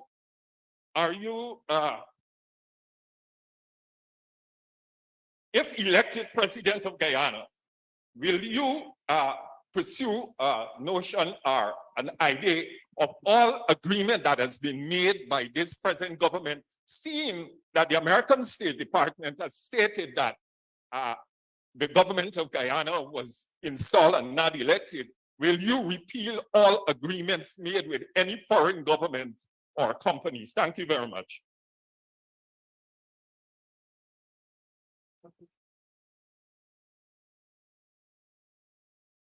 Good afternoon to the entire gathering. My name is Ron Lane and I hail from the wonderful village of Denham, still on the west coast of Demerara.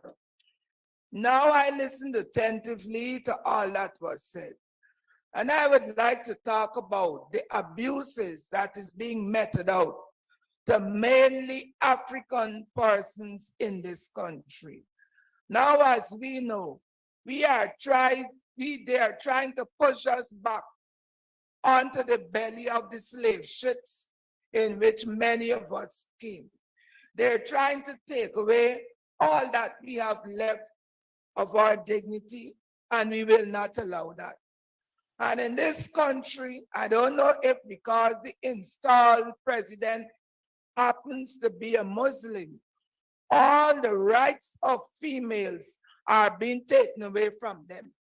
Because if we look at how the ministers of the installed ministers will treat the women in the other side of the political arena, insulting them in any way possible, and the installed president would say, oh, children are my mind, I'm looking after children, I have a love for women.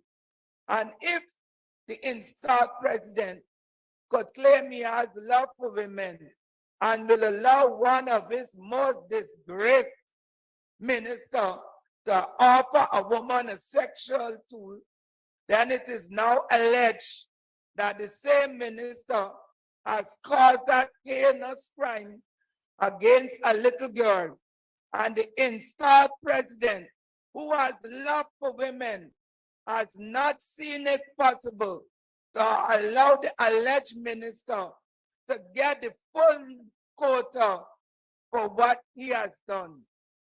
In the same time when that installed minister was being called down for raping that girl, an African man was being given life imprisonment for raping a child. And I want to know if because the installed minister was a man with a lot of money that caused him to be free. Well, if that is it, that shows that the Muslim is raising up, because in a Muslim's life, a woman is only there to be a homemaker, a childbearer, and everything that is against the women. If you go to a Muslim affair, all the men sit to the front and the women are at the back. So one time I went to something, we were all at the back. So when I get up, I said, suppose now, when you were sitting in front, somebody came and took away all the women from this gathering, what would you have said? They said, no, no, that's how it is.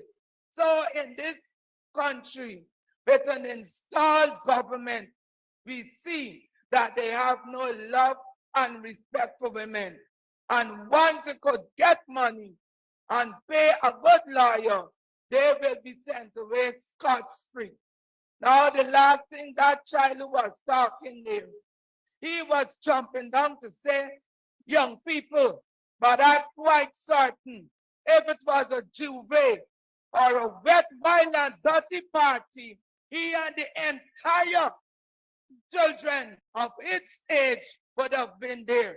But in something like this, where he could come and learn something, he is only here by chance because his father was not able to make an appearance, and the father asked him to come.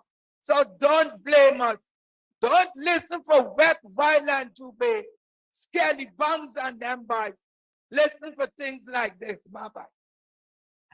Okay. All right. Thank you very much, Head Table. My name is Noble Gavin Matthews Bay. I want to be direct. My question, My question lining comes from, I think most of the Head Table know Mr. Ivan Van Sturtimer and also Mr. Julius Malamus, but it's straight.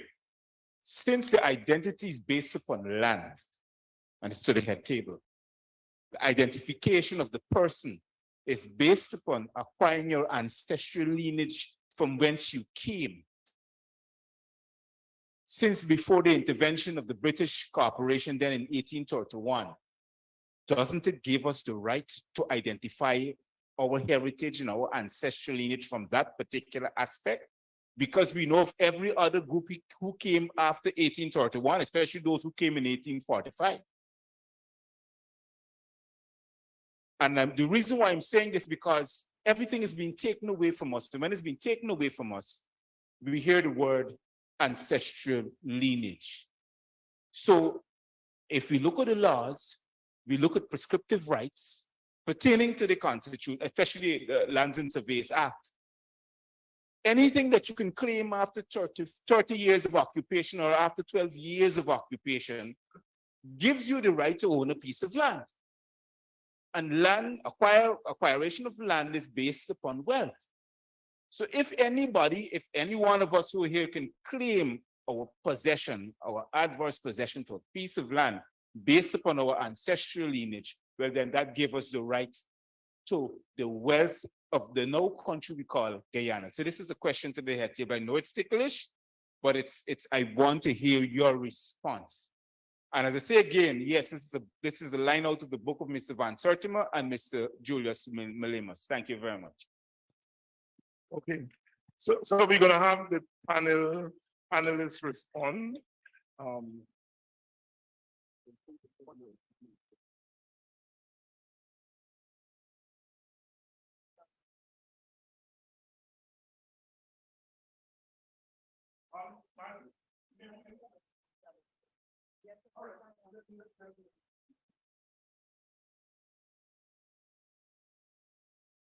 Yes, good afternoon, brothers and sisters. Yeah, you don't have to look, see, I know I'm old, see my hair. I've been around these things for a long time. Following on what this young man said about land, I would like to ask a question.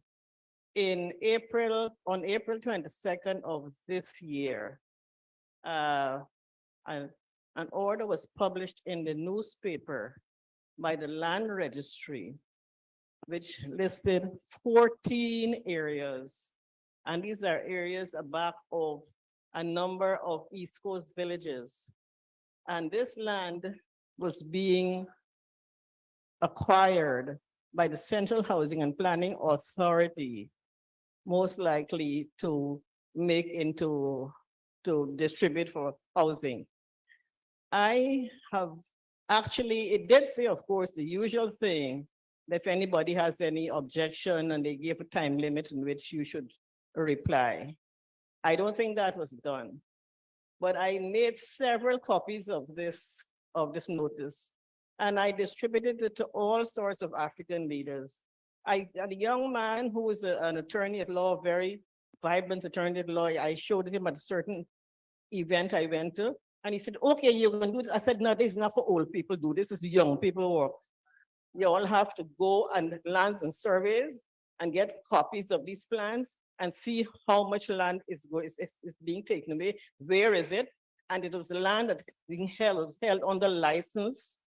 And I recall, I noticed a little bit about this land being held under license. I think it's from the Crown, when the Crown gave this land to these African people who were living in these villages. But nobody seems to be interested in these things. And making land registration is serious empowerment, because the minute your land gone, I mean, even if you can't do anything about it, at least you must know what's going on. That is how I look at things. I mean, I have been engaged in looking at land since I was 11. I was interested in it because of what happened in my life when I came to Georgetown from Puerto Rico. And my aunt used to tell me about how we lost most of our land that my great-grandfather, who died in 1885, who came from Guinea, West Africa, went to Leg One, and then among 4 African men bought the village of Puerto Rico. And she was always crying about this. So I got interested in land. And right now, only a quarter of it is left. And it is under siege. And as a matter of fact, a part of it, Mr. Dharamlal has last year has instructed that 30 acres of it, which the people before me, I mean, we Black people, we go service jobs, we don't stay on the land. So what they do is they lease it out to people to live. But Mr. Dharamlal has said, according to the law, it is not meant for residences. So we have to spend now at least upwards of $2 million to what you call it, regularize this. And I'm in the business of doing this now, right now. Some little brother say you can dead before this thing done, but I hope not. So I'm saying that we have to be more conscious about these things, about the importance of the ownership of land. Land is the basis of generational wealth, and we don't seem to be taking this on hand, really taking this into serious consideration.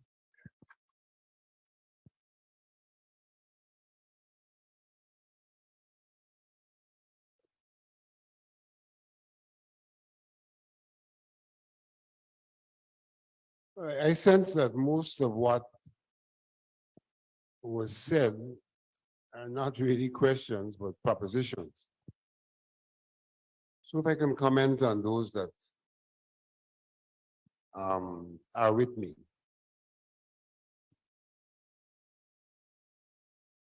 I would, in terms of In terms of the mobilization of young people, I would really like to benefit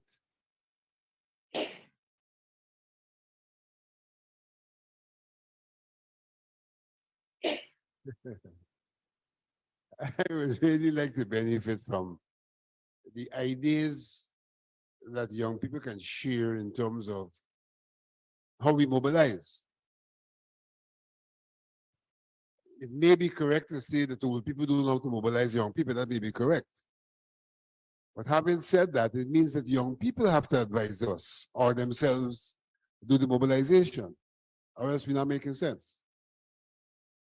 So I would think that the organizers are open to the ideas of young people as to how we can mobilize them for these activities. So that's one. I think one of the problems we face with is we come to these fora sometimes as individuals, sometimes as members of groups. But we don't go back to our community in whatever capacity having attended the forum. Because in my humble opinion, much of the work that can be done and has to be done at the level of the community or the level of interest groups. And if we just come to these forums, we don't go back to an interest group or go back to community to share, mobilize, and have action, then it reduces the worth of the forum. The forum here is not, this is not Coffee to 50 organization. This is Coffee to 50 facilitating an activity among people of African descent who can then go away from here back to their communities, action-oriented based on the ideas that have arisen here. And just let me give you one example. When Mr. Granger came in 2016 to Coffee 250, the same place, and he says, what are y'all doing about the decade? How did we get past that? We got past that because somebody went back to Coffee 250 and said, something got to happen. And somebody got to make it happen. And since the forum was a Coffee 250 forum, then Coffee 250 had an obligation to initiate what was going to happen. And something happened. So I'm just giving that as an example of the kind of spin-off effects that should really occur when you have a situation like this. On the land issue, a couple of comments.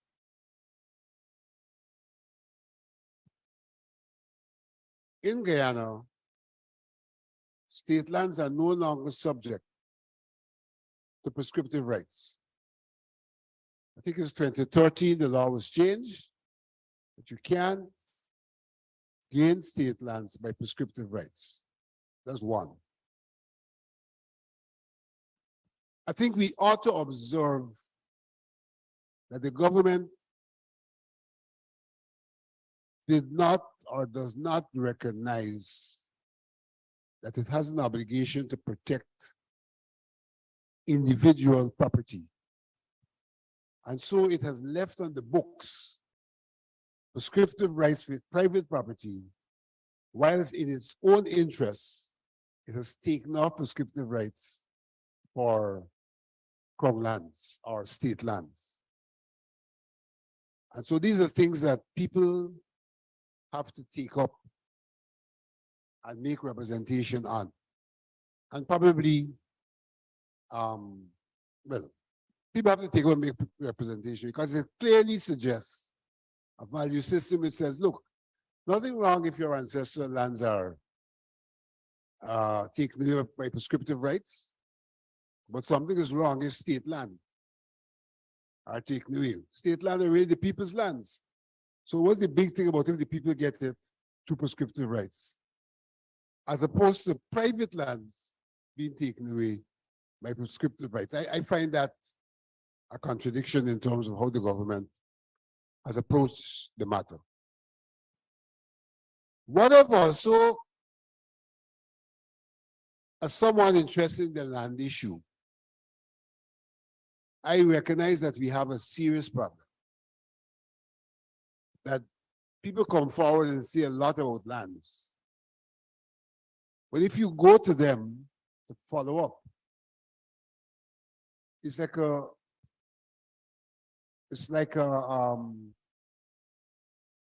hole.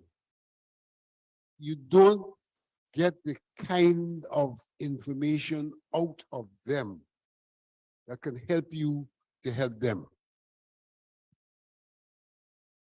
I visited Irish Gibraltar about a month ago.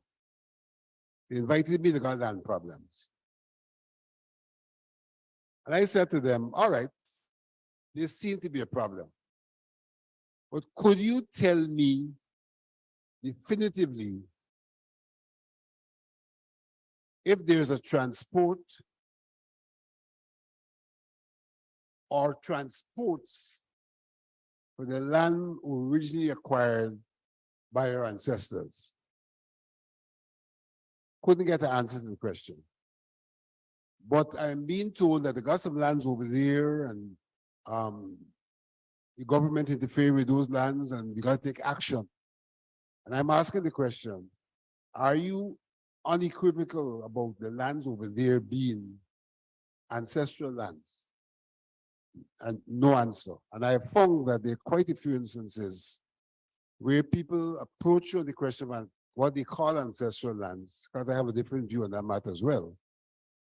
But when you try to help, they can't help you to help. I made a proposition to the COI on this question of ancestral lands. Of course, all things fell apart in terms of action coming out of the COI. I have another idea of a project that will try to go beyond individuals to see where we really are with these lands. I'm not going to comment on what that project is now because the commenting can change anything.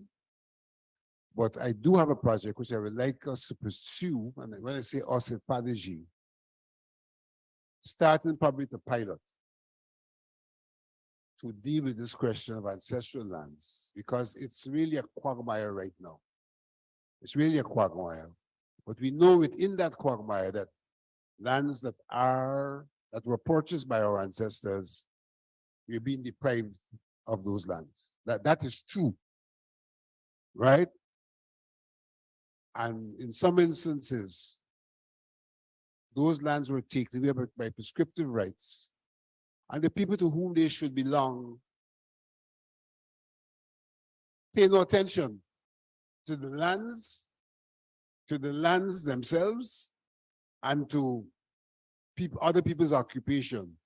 But what you get is when we come together, somebody raises the question, as if to say this forum got to solve the problem, when to a very large extent, we have to take responsibility for what has occurred in terms of lands being left abandoned, not being attended to. And the people who make the complaints sometimes are not even the ones with the land concern. The ones with land concern, just not there. For example, I was in Linden this morning, and a guy who was visiting from the States showed me a picture of 4 properties totally covered by bush that his grandparents owned,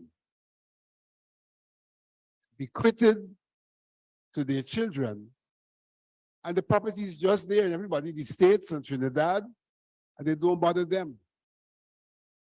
And sooner than later, somebody will probably take those properties by prescriptive rights. Right? There's no solution to that question at the communal level. The solution really, in the first instance, is at the individual level. So what our task really is raising consciousness so that people could take the kind of action required of them to protect their private property. But having said that, it doesn't mean I will not pursue the project at a holistic level to see if something could be done to protect, to determine which are those lands, and to go on to protect those lands. I think those are the questions that I can recall, and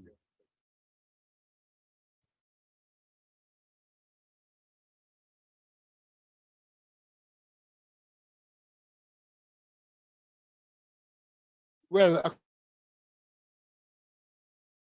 question was addressed to somebody who could become president, and I don't know who that question was really addressed to. Is because I am not in the pipeline to be president. I don't know if Nigeria is. I don't know if anyone what was said. Okay, thank you. I just want to make a general point. You see, African Guyanese people in many instances have walked off the land. We're no longer interested. All behavior is caused. And part of the cause of that behavior is how people were frustrated, grandly frustrated from developing their lands. In addition to that, the lack of knowledge of what happened on those occasions, specific occasions and when African people purchased lands immediately after the legal termination of physical enslavement. It wasn't emancipation. It was a step towards that. And many of those lands, especially in the back dams, have been lost because people were no longer interested in them. They got flooded out, pigs were shot, trees were cut down, lots of taxes imposed, blah, blah, blah. Occupation of those lands were made unattractive to our people. Many people walked out of those lands, and over time, relatives have lost the knowledge of what land exactly is theirs. Sometimes they know, but they're just not interested. I'm saying this in order to show how the general situation has been working against us. And the resurrection of African Guyanese will not take one action. It's a series of actions we need to take. It's a holistic approach to liberation. So just going on a land campaign is good, that we retain those lands. But many people are uninterested because they don't know. And they don't know because our history is not taught to us, either by our parents and grandparents, or by the formal education system, or by the informal education system, by which I mean radio, television, and so on. So we've got to understand our conditions, our situation, and recognize that there are a number of things we need to do to extricate ourselves from the current situation. One more thought on this is that the more things we do, and the more we do them, the easier the job is going to become. So, you know, it's a question of persisting, it's a question of recruiting other people through motivation, education, and whatsoever needs to be done to get us back together. I believe that the regeneration of villages is a strategic action that we need to achieve.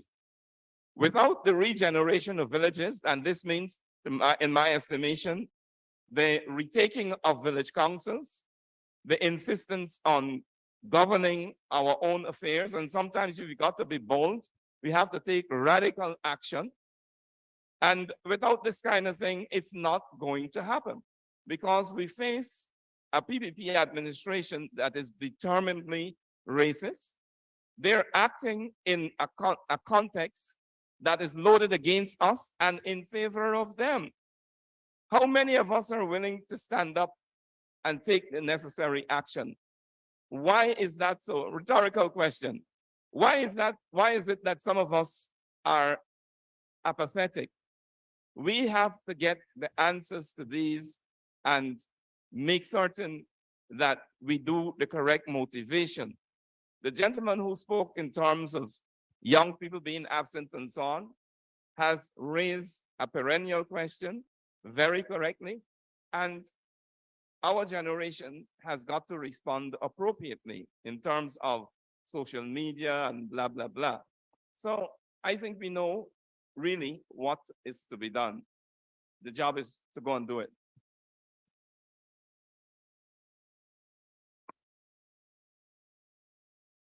Mr. Slow, you have any response? Mr. Slow? Yes, Doc. No, I don't have any response. You don't have any response? No, I don't. No. Okay, we'll take one more round of questions / comments, and then we'll wrap it up. I saw a couple of hands. Brother Royston is coming around.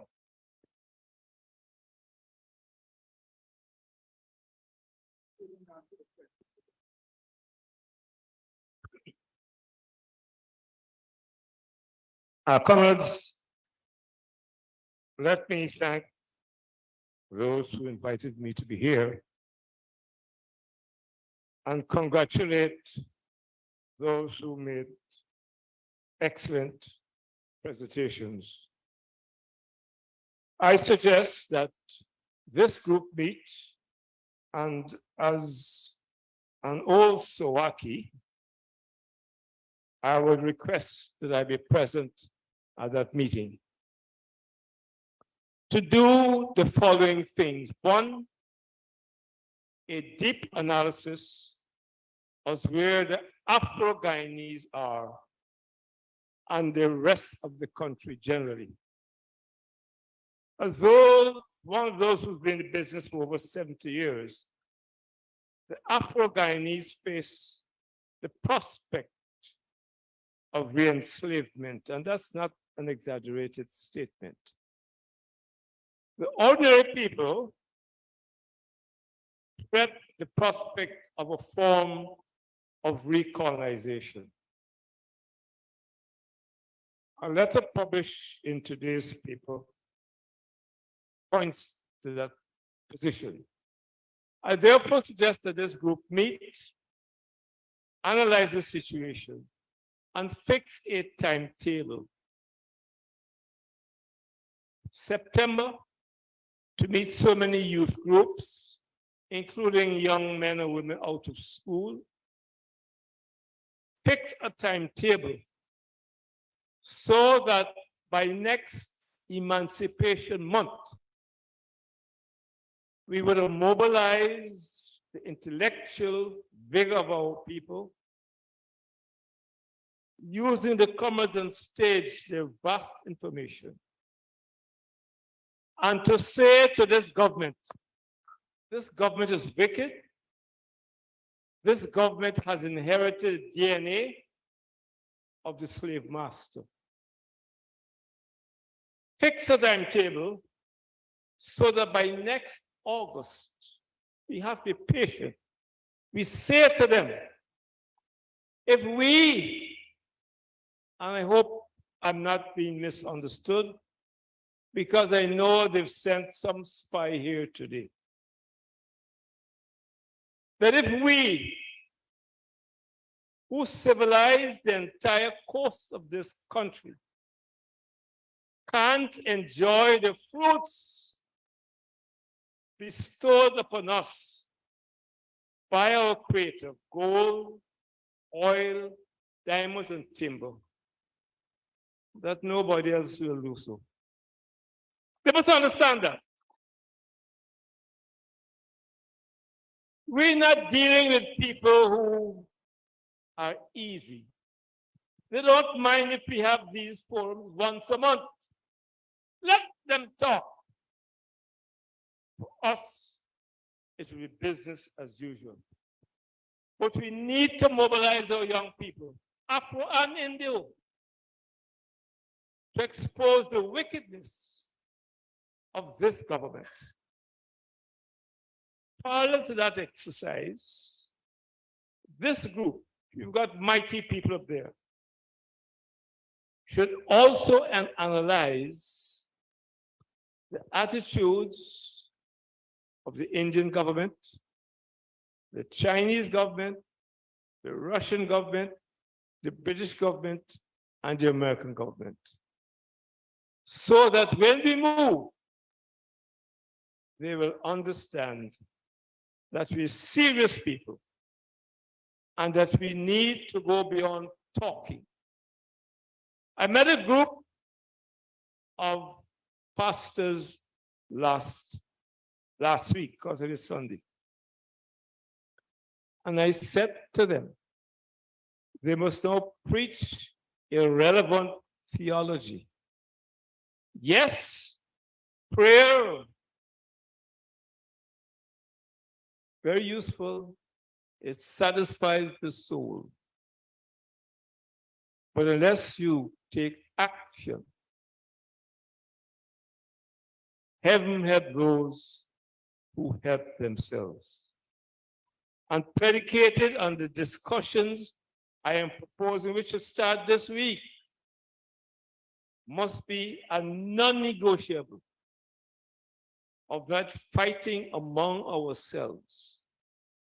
Because the enemy was learned well from the old slave master and the imperialists, are pursuing the old divide and rule policy with a growing number of house slaves.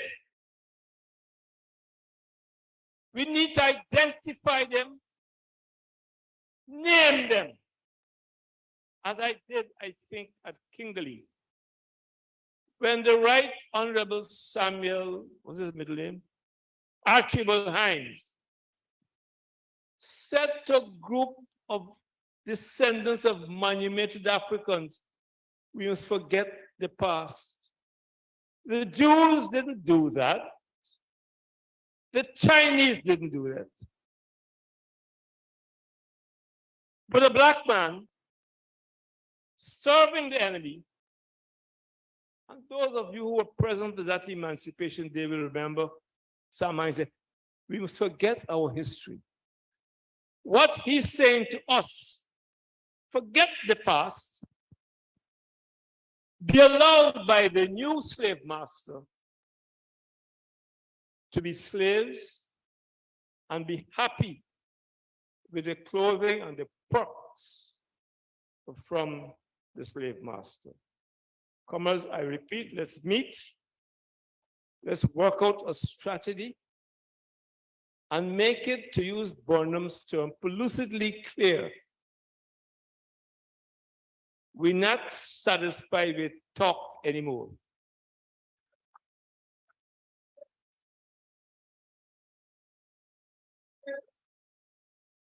We need, as my friend Denny would say, an attitudinal metamorphosis,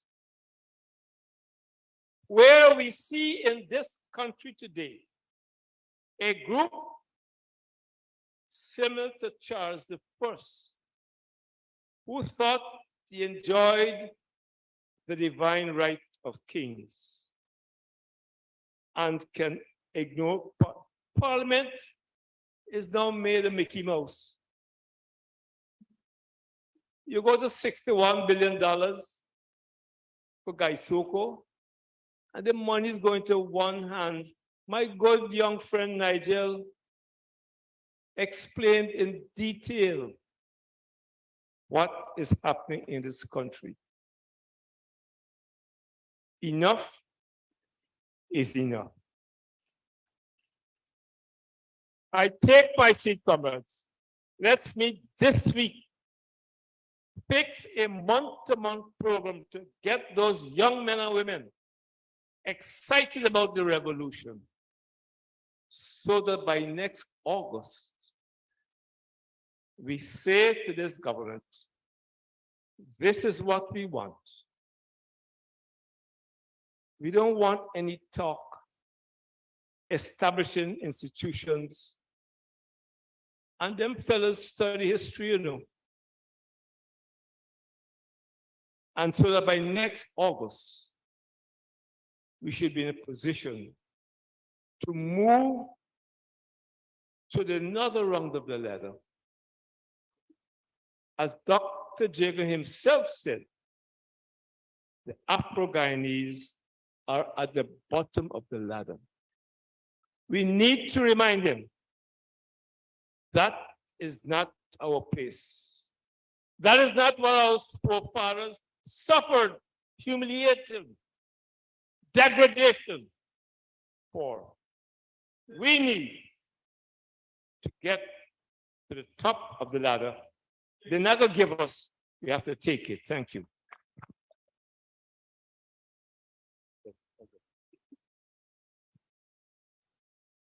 Thank you. Good afternoon. I have been asked to read 2 questions that came from the online audience. The first question is there any mechanism to mentor our youths utilizing resources in the diaspora? I know QC, Florida chapter, was supposed to have implemented such a scheme, but don't know about its success. If successful, this may serve as a template. The second question is, do we have a system in place whereby legal and other assistance can be readily provided to groups that are being attacked, whether disposed of land, etc., by the state or its proxies? This includes a fund to help defray the costs associated with these activities. The diaspora can possibly do this. Thank you.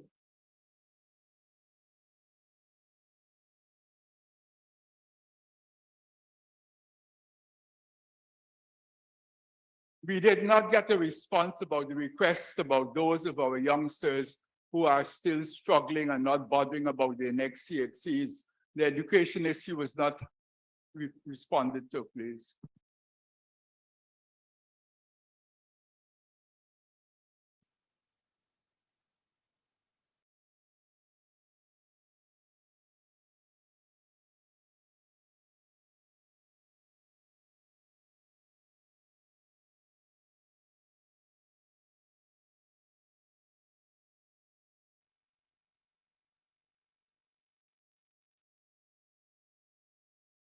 Thank you.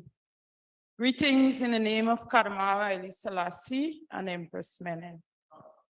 I am Waziri Esther Gittins. Leadership by example. I could recall, and a lot of us here could recall, there was once a lady who, when she received a legal document, she threw it over her shoulder, signifying that she had no respect for that paper and whatever is on it and the institution that it came from. In the same time of our reign, one of our Nyabingi tabernacles had been dismantled in the festival city. We tried several modes of getting the government to engage with us on the dismantling of our tabernacle, which were futile. So we decided, man, woman, and child, along with our drums, which we call our weapons, and we went in front of the town hall, who were responsible for that land, where our tabernacle was dismantled, and we engaged in a different sort of a protest that most persons are accustomed to. Though they were ignoring us, they were forced to meet with us. They begged us to cease our drumming and chanting, but we refused. We said we're not going to stop until you bring a resolution to our issue. So whilst most persons remain drumming and chanting, a few of our representatives, of which I was one, engage the relevant authorities until a path was identified to bring a solution to our problem. Again, I have a problem with recalling dates exactly, but when we had our first local government election after so many donkey years, 3 of our elder brethren, all 3 of them over 65, were arrested again at the Naebangi Tabernacle in Linden. We tried to engage the government through the normal routes to get their attention, to get a meeting with them concerning the brethren, because even though it wasn't legal, we had an agreement with the government that the police would not overrun our places of worship, and that was violated. Within a short time, we didn't even have to protest the whole day. Again, it was drums, chanting, men, women, and children. The whole family, we forgot about everything, and we went out there to demand or command respect for our requests. I have lost count of the letters from Itpadaji's chairman in the newspapers. I have lost count of his social medias, presentations on the issue. And as the youth said, it's all the same thing. I read every letter, hoping that at the end there is some call to action or something, but every time it's just the simple statement, well, this is what happening to we, this is being done, this is what they're doing, this is what they're going on, but yet still, we ain't really pointing the people in no direction or calling them for action. I mean, is the chairman writing on behalf of Itpadaji? But we are Itpadaji, all of us here. We're Itpadaji. Brother Vincent Alexander is only the chairman. How long or how many letters more and how many social media platforms will we have our chairman make and do before we decide to get up and tell the government, well, we don't do enough of that. Y'all gonna meet with me now. And we moving from here till y'all meet with me. We can't beg them no more. They ain't got no respect for letters. They ain't got no respect for talking. We talking too much. If Cuffy is still talking and writing, he writes so, and he had people write on his behalf. If Damon and others is still talking and writing, we would do that today, dragging chains. We gotta get up. By our actions, we telling these people, look, the banks, look at the way they're treating us. But by our actions, we telling them, well, we happy with this. We could live with this kind of thing. Look at what's going on with the oil, but yet still by our actions, we say we happy. We could live with it. And we could live with everything because we just sitting down and talking and writing. I listened today keenly to hear something new. I mean, I respect you, Brother Kimani Musi. I mean, you said the same thing many times using different words, different examples. The only new thing is the data. That's the only new thing. Well, I think we talk enough. We gotta decide how we gonna make these people do what they got to do for us. We got all the plan. We don't talk enough. We talk long. Talk's cheap. Actions speak louder than words. Thank you.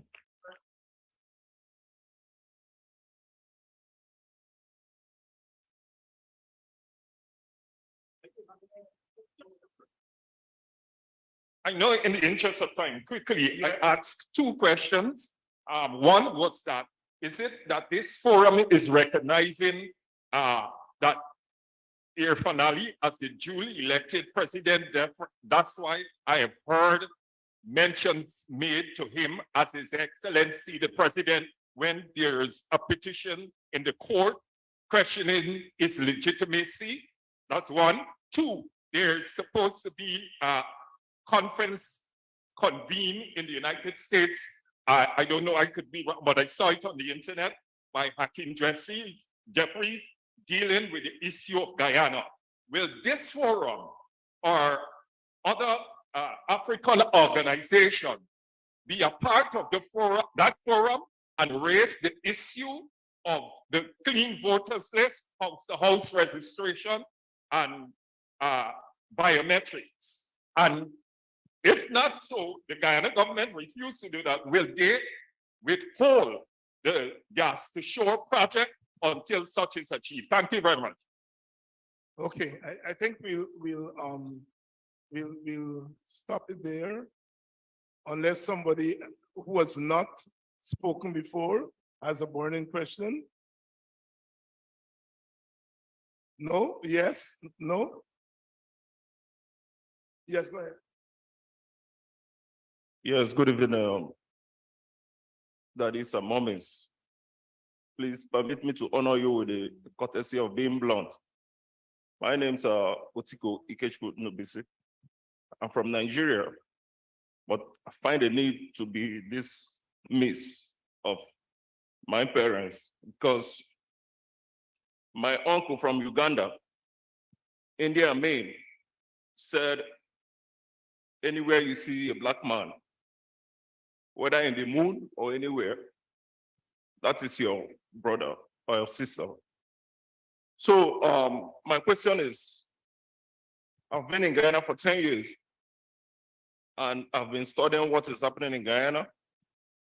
I find out that my people, like my uncle said, are in the bottom ladder of economic aspect of this nation. But from my studies, I found out that the black people have the intellectual capital in this nation. And the black people also have the population. But I keep wondering, what is the problem? Is it division or is a spiritual problem? Because from the look of things, black people have what it takes in every aspect. So my question is, how can our people unite to get what belongs to them? Because from all indication, after Amerindians, it was black people, and it's black people who fought for the freedom of this nation. Then why are they suffering? I feel so devastated whenever I speak about it. But solution must be pursued in order to bring our people and let our people occupy their right position in this nation. I hereby submit my questions in a nutshell. Okay. All right, we have the responses from the members of the panel.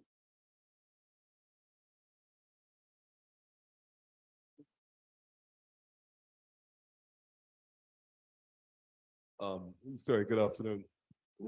I can't remember your first question, but I'll answer the second one you asked about the gas to shore project. No conference held anywhere can set aside a contract entered into between the government and somebody else. That's just the way international business goes. We don't like it, we like it, that's the fact. One of the issues with contracts is that before we sign them, we need to be very, very familiar with what we're getting into. We need to have experts advise us, because once you have entered into them, you can't wake up the next morning and decide you don't like them and leave. The conference you're talking about in the US, where Mr. Jeffries is one of several persons, even if it passes the strongest resolutions with full unanimous support, it will have zero impact on any contract that is entered into. Contracts can only be set aside by one of two ways. The parties themselves decide to change the terms, or the courts, for some reason, strike it down. So I think we need to understand very clearly the environment in which we are and we are likely to be in. So I hope that addresses the issue that you raised in relation to the gas to shore. I don't know, I can't remember what your first question. Oh.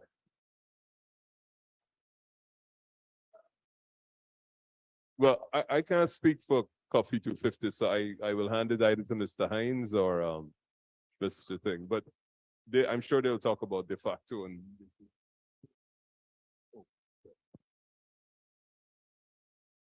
I suspect this is the final act of this, except for the chair. And I want to address our brother from Nigeria. I didn't hear your name, but I think you raised a question that has been raised in many ways today. The answer to why people do not act in their own interest is because they don't know that that's their interest. And the reason why they don't know that that's their interest is because they don't know who they are. This is a question of identity. And what I meant when I said that in order to repair our situation, we have to do several things simultaneously, preferably, and keep doing them until the ball starts to roll downhill. That's one of the things I mean. African Guyanese will not respond as you and I want them to respond or want us to respond in large numbers because we don't know who we are. We're a confused people. You ask us who we are, somebody say, I'm a Christian. What does that mean? Does Christianity teach us about our past? Does it teach us to respect our culture, to know our culture? These are questions that we have to ask ourselves. And if we can't get the right answers, we're going to keep coming back to forums like these in the same situation. Here are questions for us. How many of us belong to organizations? This is what identity does. Are we going to return from this forum to talk to our friends, our family, our neighbor about what went on here, to get them involved? Do we have campaigns to get people close to us, whether it's friends or neighbors, more and more people plugged into organizations like these? These are the real questions because they're action questions. And when we say, let's do actions, we mean some of these things. We have to keep at it all the time.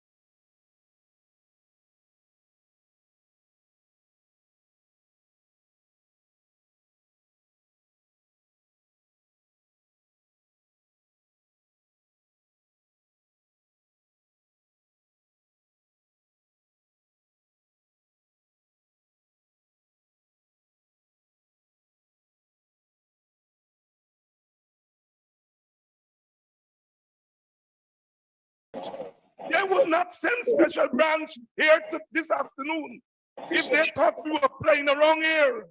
They know we are not playing around. I am not saying this to say that I don't recognize the frustrations. Yes, and we must be frustrated. But even in the process of being frustrated, we are moving the struggle forward. As I like to say, we are winning. We are winning. We are winning. And at some point, we will recognize the fruits of what we are doing here. We came here as free people, free in spirit, free in mind. We leave with that freedom to go back to where we come from, go back to our communities, go back and turn that freedom of spirit, that spiritual freedom, to turn that into actual freedom, free our young people from the shackles of distance. Because it is not that our young people are not involved. I have taken a lot of time recently to talk to young people wherever I go.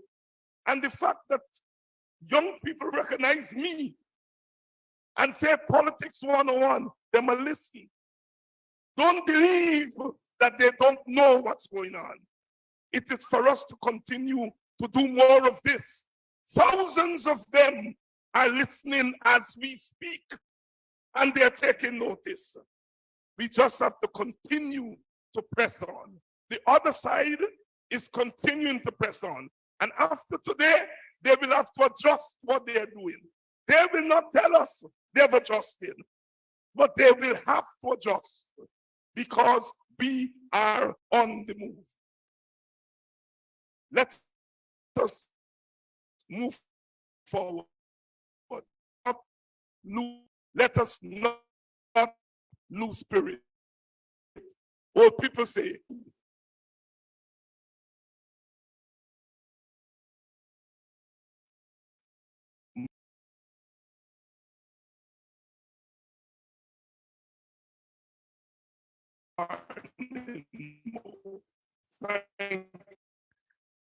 thank you very much.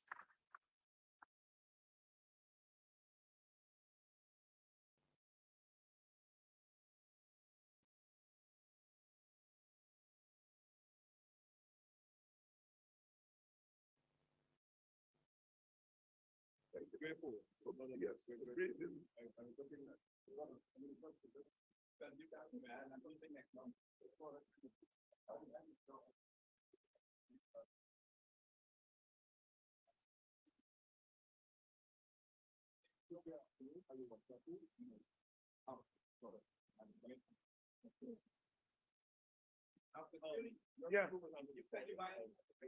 Yes. How much? Yes. You said money? You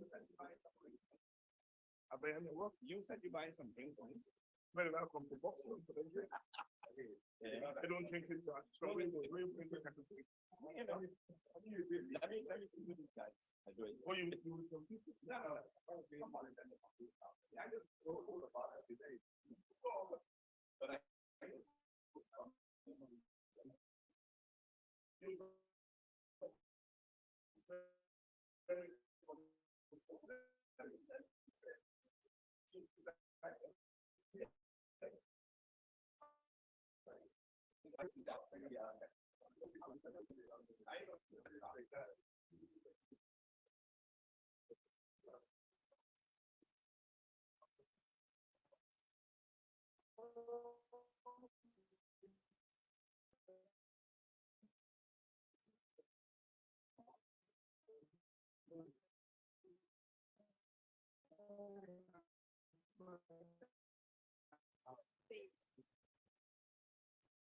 I I my brother. Right.